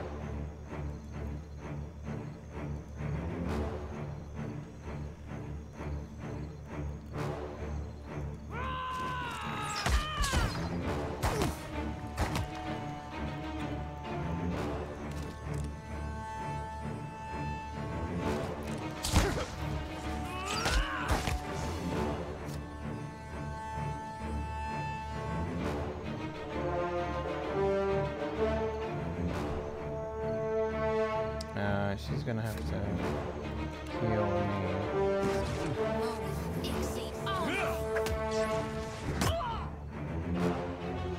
Wait, what did I just shoot at her?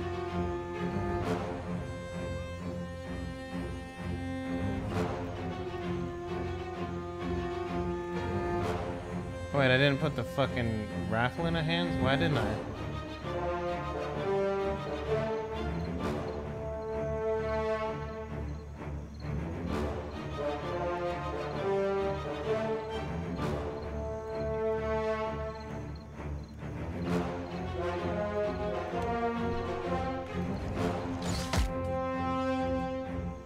God damn it.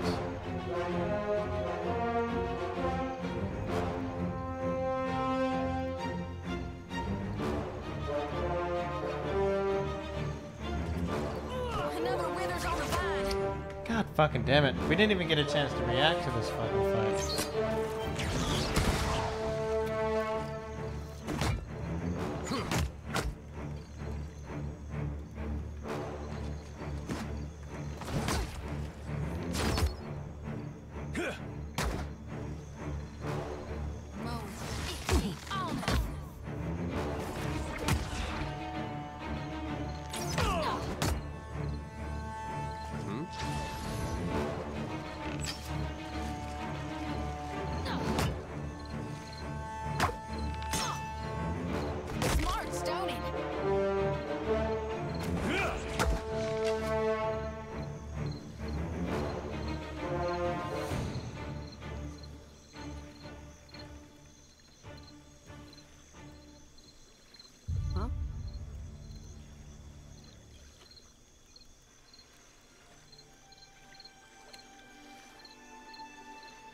Why don't I have the gun in my hand?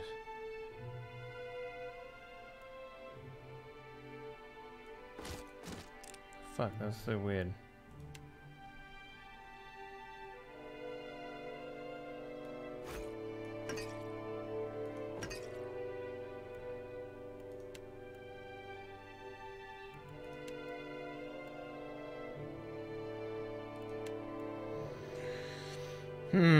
What's this? Stun bomb.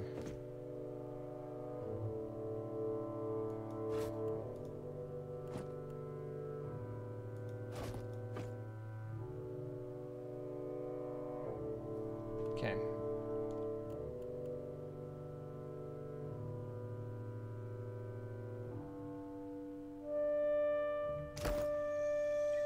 I've got it.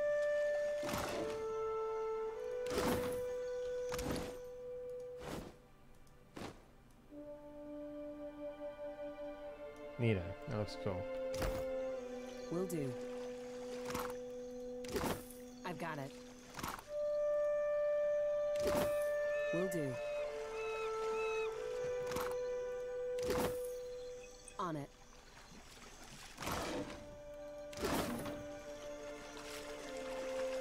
Something must be wrong with my vision. No matter how much I blink, I cannot make out more than blurry lights in the darkness. You are quite blinding. I'm sorry, but you're dead. Come with me. I'll help you. Dead? Oh, but this is terrible. The spirit sighs, wispy shoulders slumping. Let me ease this one's pain, Watcher. Dark eye solemn, Zodi circles her lantern around the departed soul.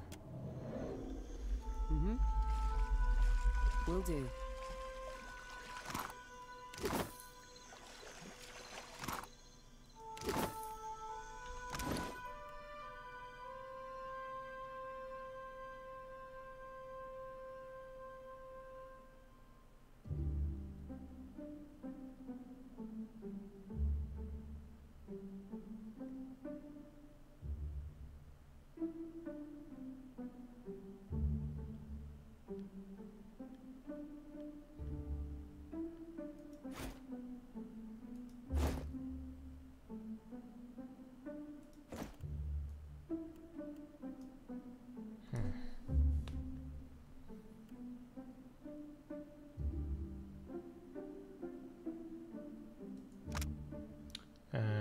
Okay.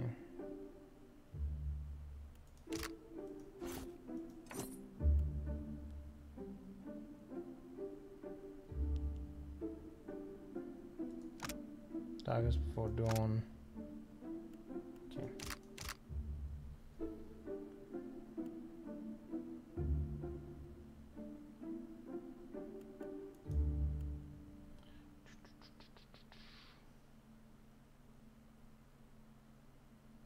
That's something.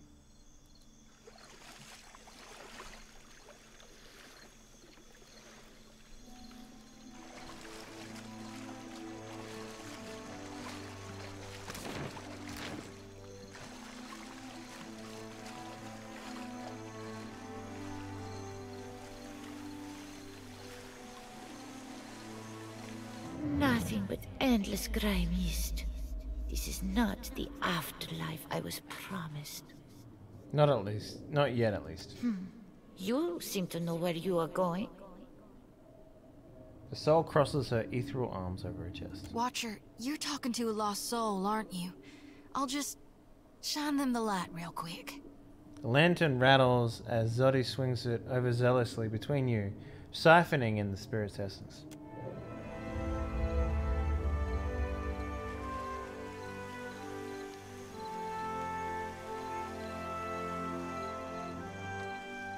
Not much cause to come out this way unless you're looking for trouble. Though you've found it. The young elf hands drop to the pistol in his belt, palming the grip. The faintest hint of sneer plays about his lips as he watches you, unblinking. Savvy sent me. She needs you to stop the loading. Alari snorts, his nose wrinkling. He regards you for a moment longer in expected silence. Then he throws his head back, letting out a baying, unpleasant laugh. Merle, she must be desperate. Not so desperate as to come here on her knees to beg for herself, but she sent you. No, there's my answer. I get my cut. There's no sense in ruining a good thing. Help her out this once, and Savio will owe you a favor. A favor? Merle, I should buy her dinner, maybe. Mid-chortle, Ilari's brow draws together. He thumbs along his jaw, frowning. Done. I'll do it. Bon Piacco. Can't be too bad, having a commander in your pocket. Tell Savia this isn't permanent. Second the water clears up and things are back to normal, we're through. I'll spread the word. Gorechi Street is under lawful protection now.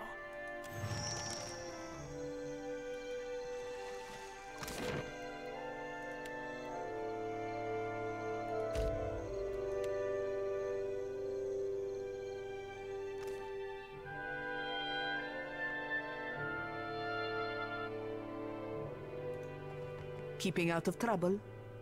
A little jest. What is it? Perfetto. He's a little shitne, but a lazy one. He will not cause trouble if he does not have to. Easier to work with a familiar face for the moment. I can deal with him later. So, we have one small part of Port Mage under control. A good start. Well, here you are, for your time.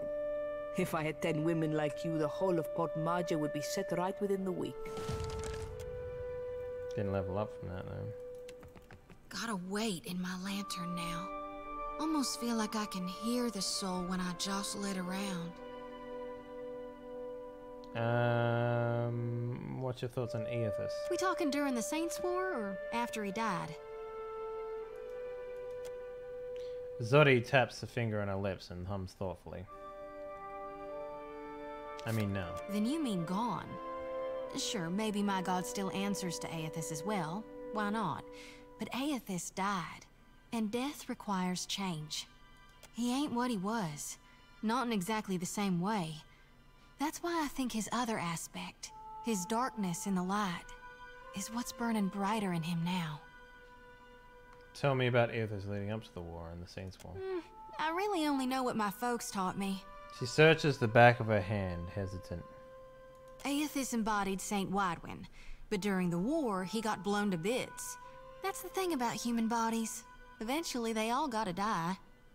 As the god of rebirth, of course, Aethys would be coming back. But where I differ from my family's view, and my High Priestess's view, is that I've studied the apotheosis of Gone. And I know all about the backside, the downward swoop, the death part of the cycle of life.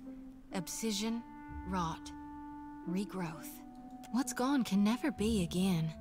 What comes back is changed. Always. Even if what comes back is a god. No need to fiddle-foot around. I'm listening. Tell me what's on your mind. How are you feeling? Suffered any recent nightmares? I did. Recently with you. You were walking the depths of the ocean, but you didn't drown. And in your hand, you gripped the key to Aora's end. Her face alights with fierceness. I've seen stars wreathing a statue's brow, and souls flowing like tears over gleaming Audra. And then my god headed into the heart of the storm, where he could find the darkness. Should you be swearing so much as a priestess? Reckon That's not. what I'm talking about. Wow! McAfee. Thank you for the follow. I hope I said your name right. But I can't help but be a touch wayward. I don't take it too far. My mom caught me once necking in the Merkberry stalks. And of course I fight. But I've not done much more than that. And I don't use the real ugly words. She waggles her sickle around in a helpless sort of gesture. Sometimes the feelings, they just come tumbling right out of me. Gods darn it. We talking during the Saints' War, or, well, before he died, he was still Aethys as the majority of my brethren know him. Aethys embodied a human, and when that human got blown to bits, we all believed Aethys died. And I think a part of him did, the part he'd most closely woven into living flesh, the part that represented life, and rebirth after death. Which means the part of him that could have survived, that stormed across the Deadfire seas, was the side more aligned with abscission, rot, and falling away. That which is death. No need to fiddle-foot around. I'm listening. You need me, I'll be 2 whoops and a holler away. 2 whoops? Alright. Okay.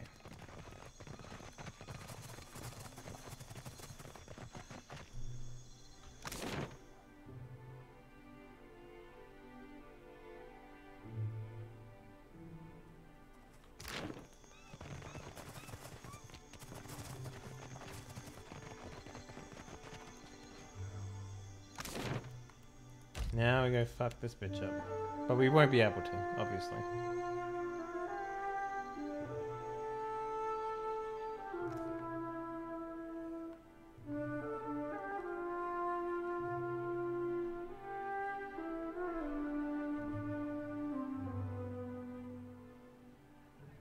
I've got it.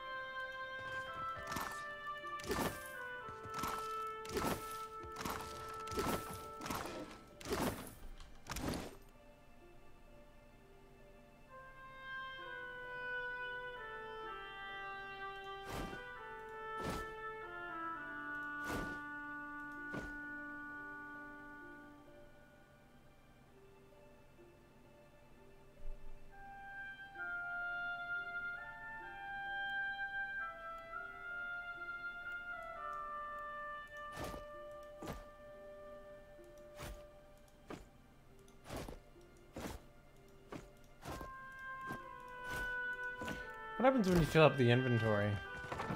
I never got to it in the first save file I made of this game. Been having some disturbing dreams. Makes it hard to sleep. On it.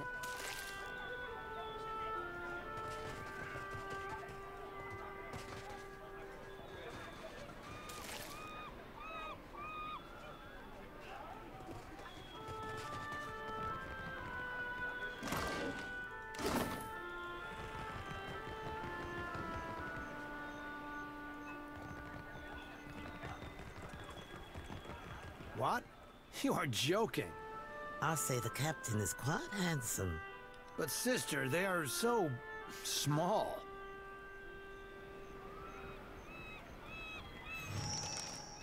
The Umaru woman steps sideways, angling herself towards you, and meets you gaze with an intense stare. I do not know you. Her voice is quiet, but each word is clipped and harsh. You were looking for Kawa?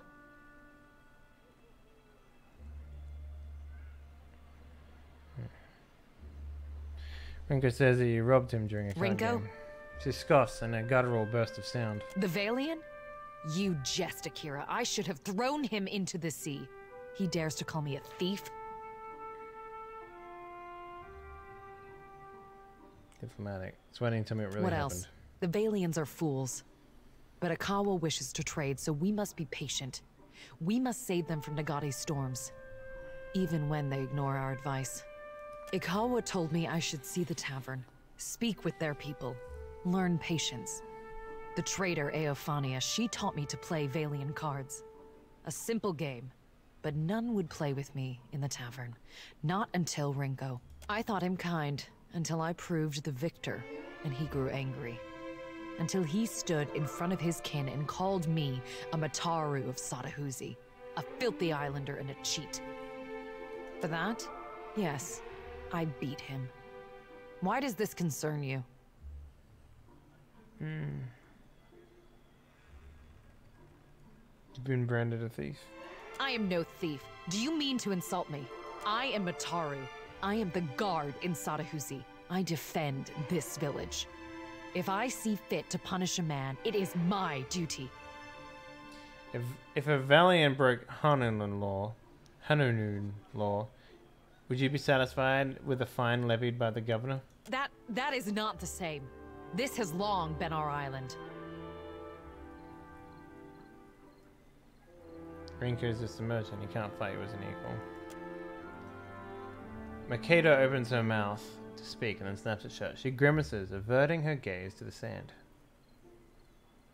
I did not consider this. He is Kwaru. It is not in him to fight for the village. Perhaps I was impatient. I think people usually apologize for this sort of thing. I will not. But I will ask Akawa to send a healer. Perhaps that will quiet his whimpering. Here, take it. I have no need for his Valian coin. She hands you a small leather coin purse and then turns to stride away without another word.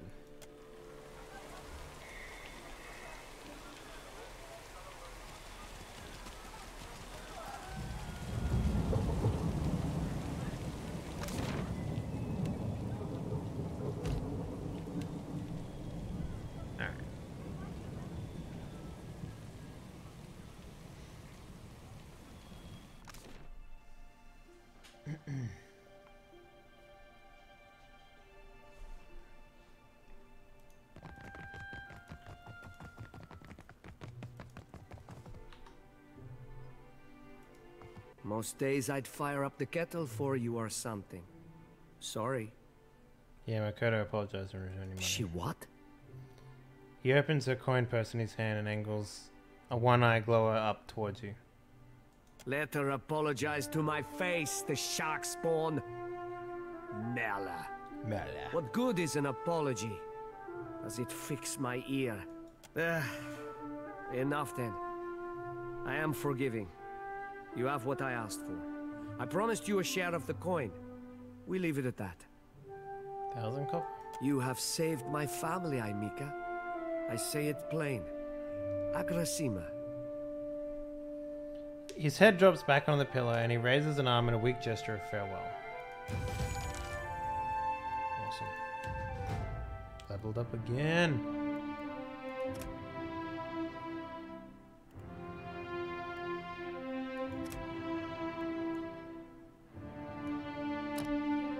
Alright. So, where is it? Gunner?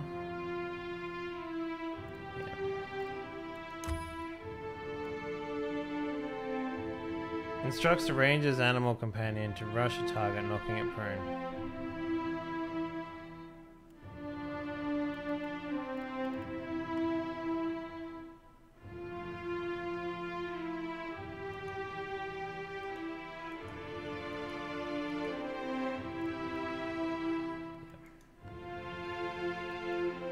Oh, we get one of each now?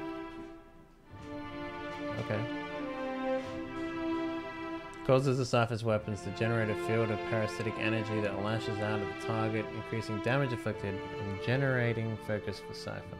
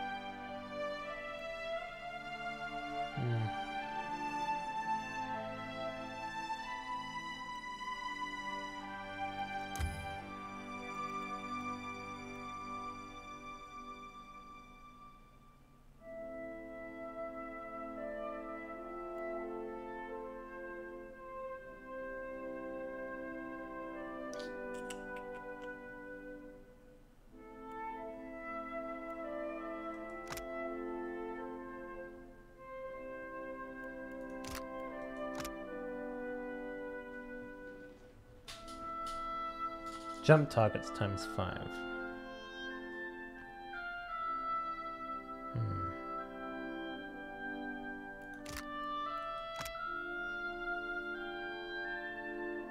Steadfast. Plus 5 resolve.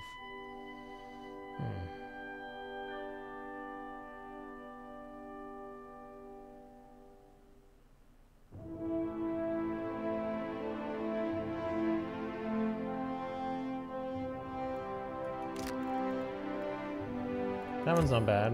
What's this one?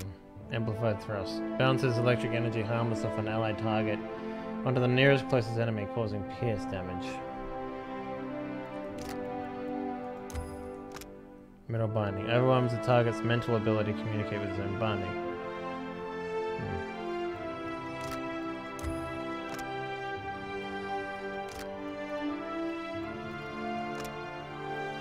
Afflictions, so...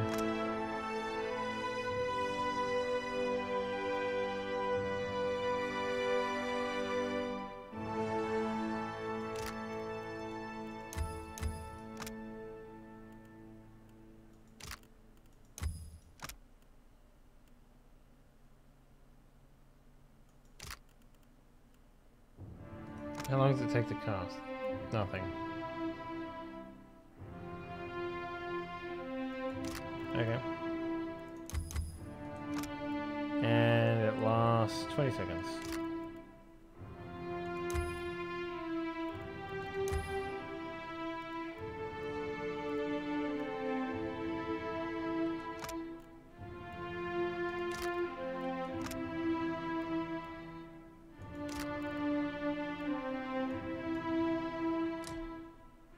Oh, we get another weapon upgrade. Guess the other gun, right?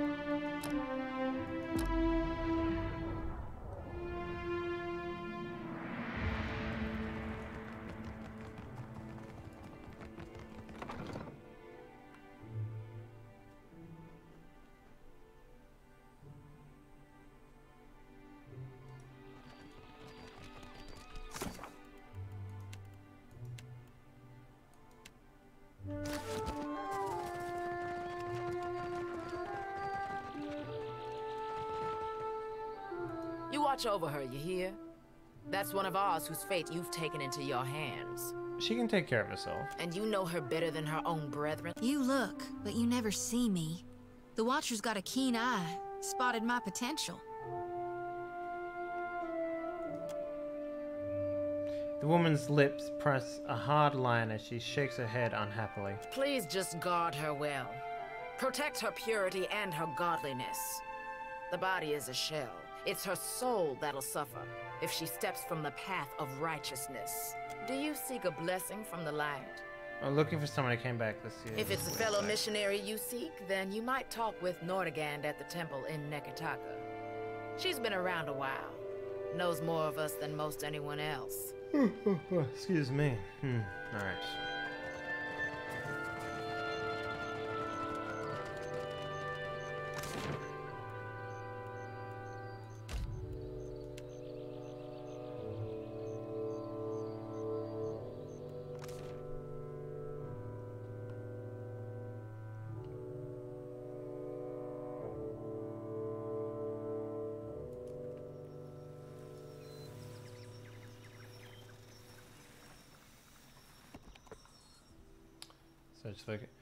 You come across an ancient site once used for sky burials. On a large stone slab is a scattering of old kith bones, a collection of urns in various sizes. Take some time. A yellowed scroll.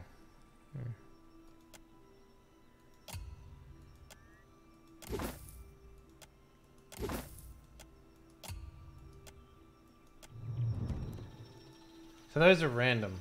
Sometimes you get decent stuff and sometimes you don't.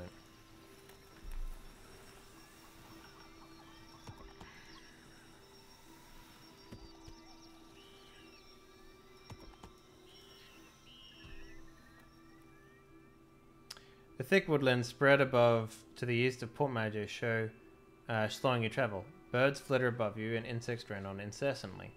The path eventually gives way to a game trail and then no path at all. Examine the mark. You find a curiously marked tree, the bark gorged in a pattern. The serrations seem to run upwards from left to right, just shy of vertical. Examine the markings. The depth of the width of the gashes suggests the tusks of a boar, and the furled tufts of brown hair you find wedged under the scored wood confirms these suspicions. You notice a sigil carved lightly into the woods, as faint as almost Squints over the thing. Look, Juana. 3 overlapping circles. Can't say anything beyond that. A quiet rushing underbrush draws your attention northwards to the forest. Hide in the undergrowth. You duck behind a log. An elder follows behind, only to lean on against a branch to break free of the trunks with a loud snap. The sound approaches. A tall Ormano appears through the vegetation. Muddied red hair frames his head, while boar hides drape from his form. The stranger still, several boar attend him, their hackles up as they snort at you.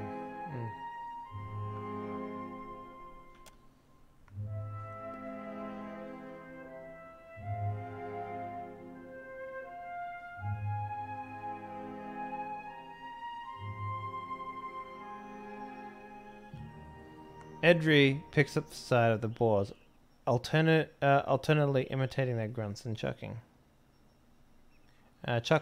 Only at length, in what appears to be a heel-dragging afterthought, does his attention at last turn to the strange man in the mists. Dirt darkens and soil darkens a fold of the man's skin. His lips curl over the jagged teeth as he waves a stick at you. No, never talk. Just go. Leave this forest. Go leave these islands. Go return from where you've been. I mean you no harm, can't we just talk? Said as if a word never hurts a person. You go. Speak quickly then. Your words disturb this place.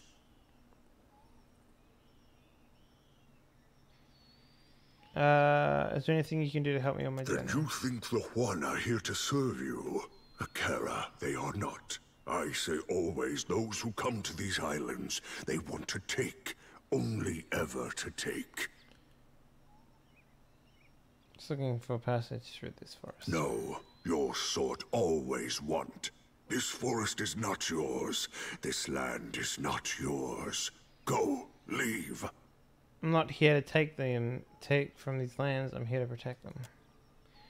The man frowns and pulls a leather pouch from within his belongings, handshaking, hands it to you. You gain the wise teeth necklace. Then go, take this. They protect you if you speak true. They tear out your throat if no. He dismisses you with a wave.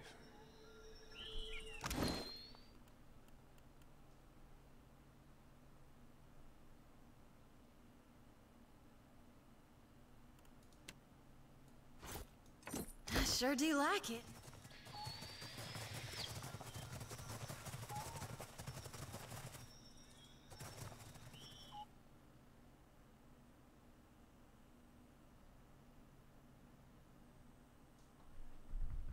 Loading times, please. Alright. The site of recent battle spreads before you. The bodies of the routed forces lie where they fell. They must have been picked clean by the scavenging beasts. Fine hatchet. That's it.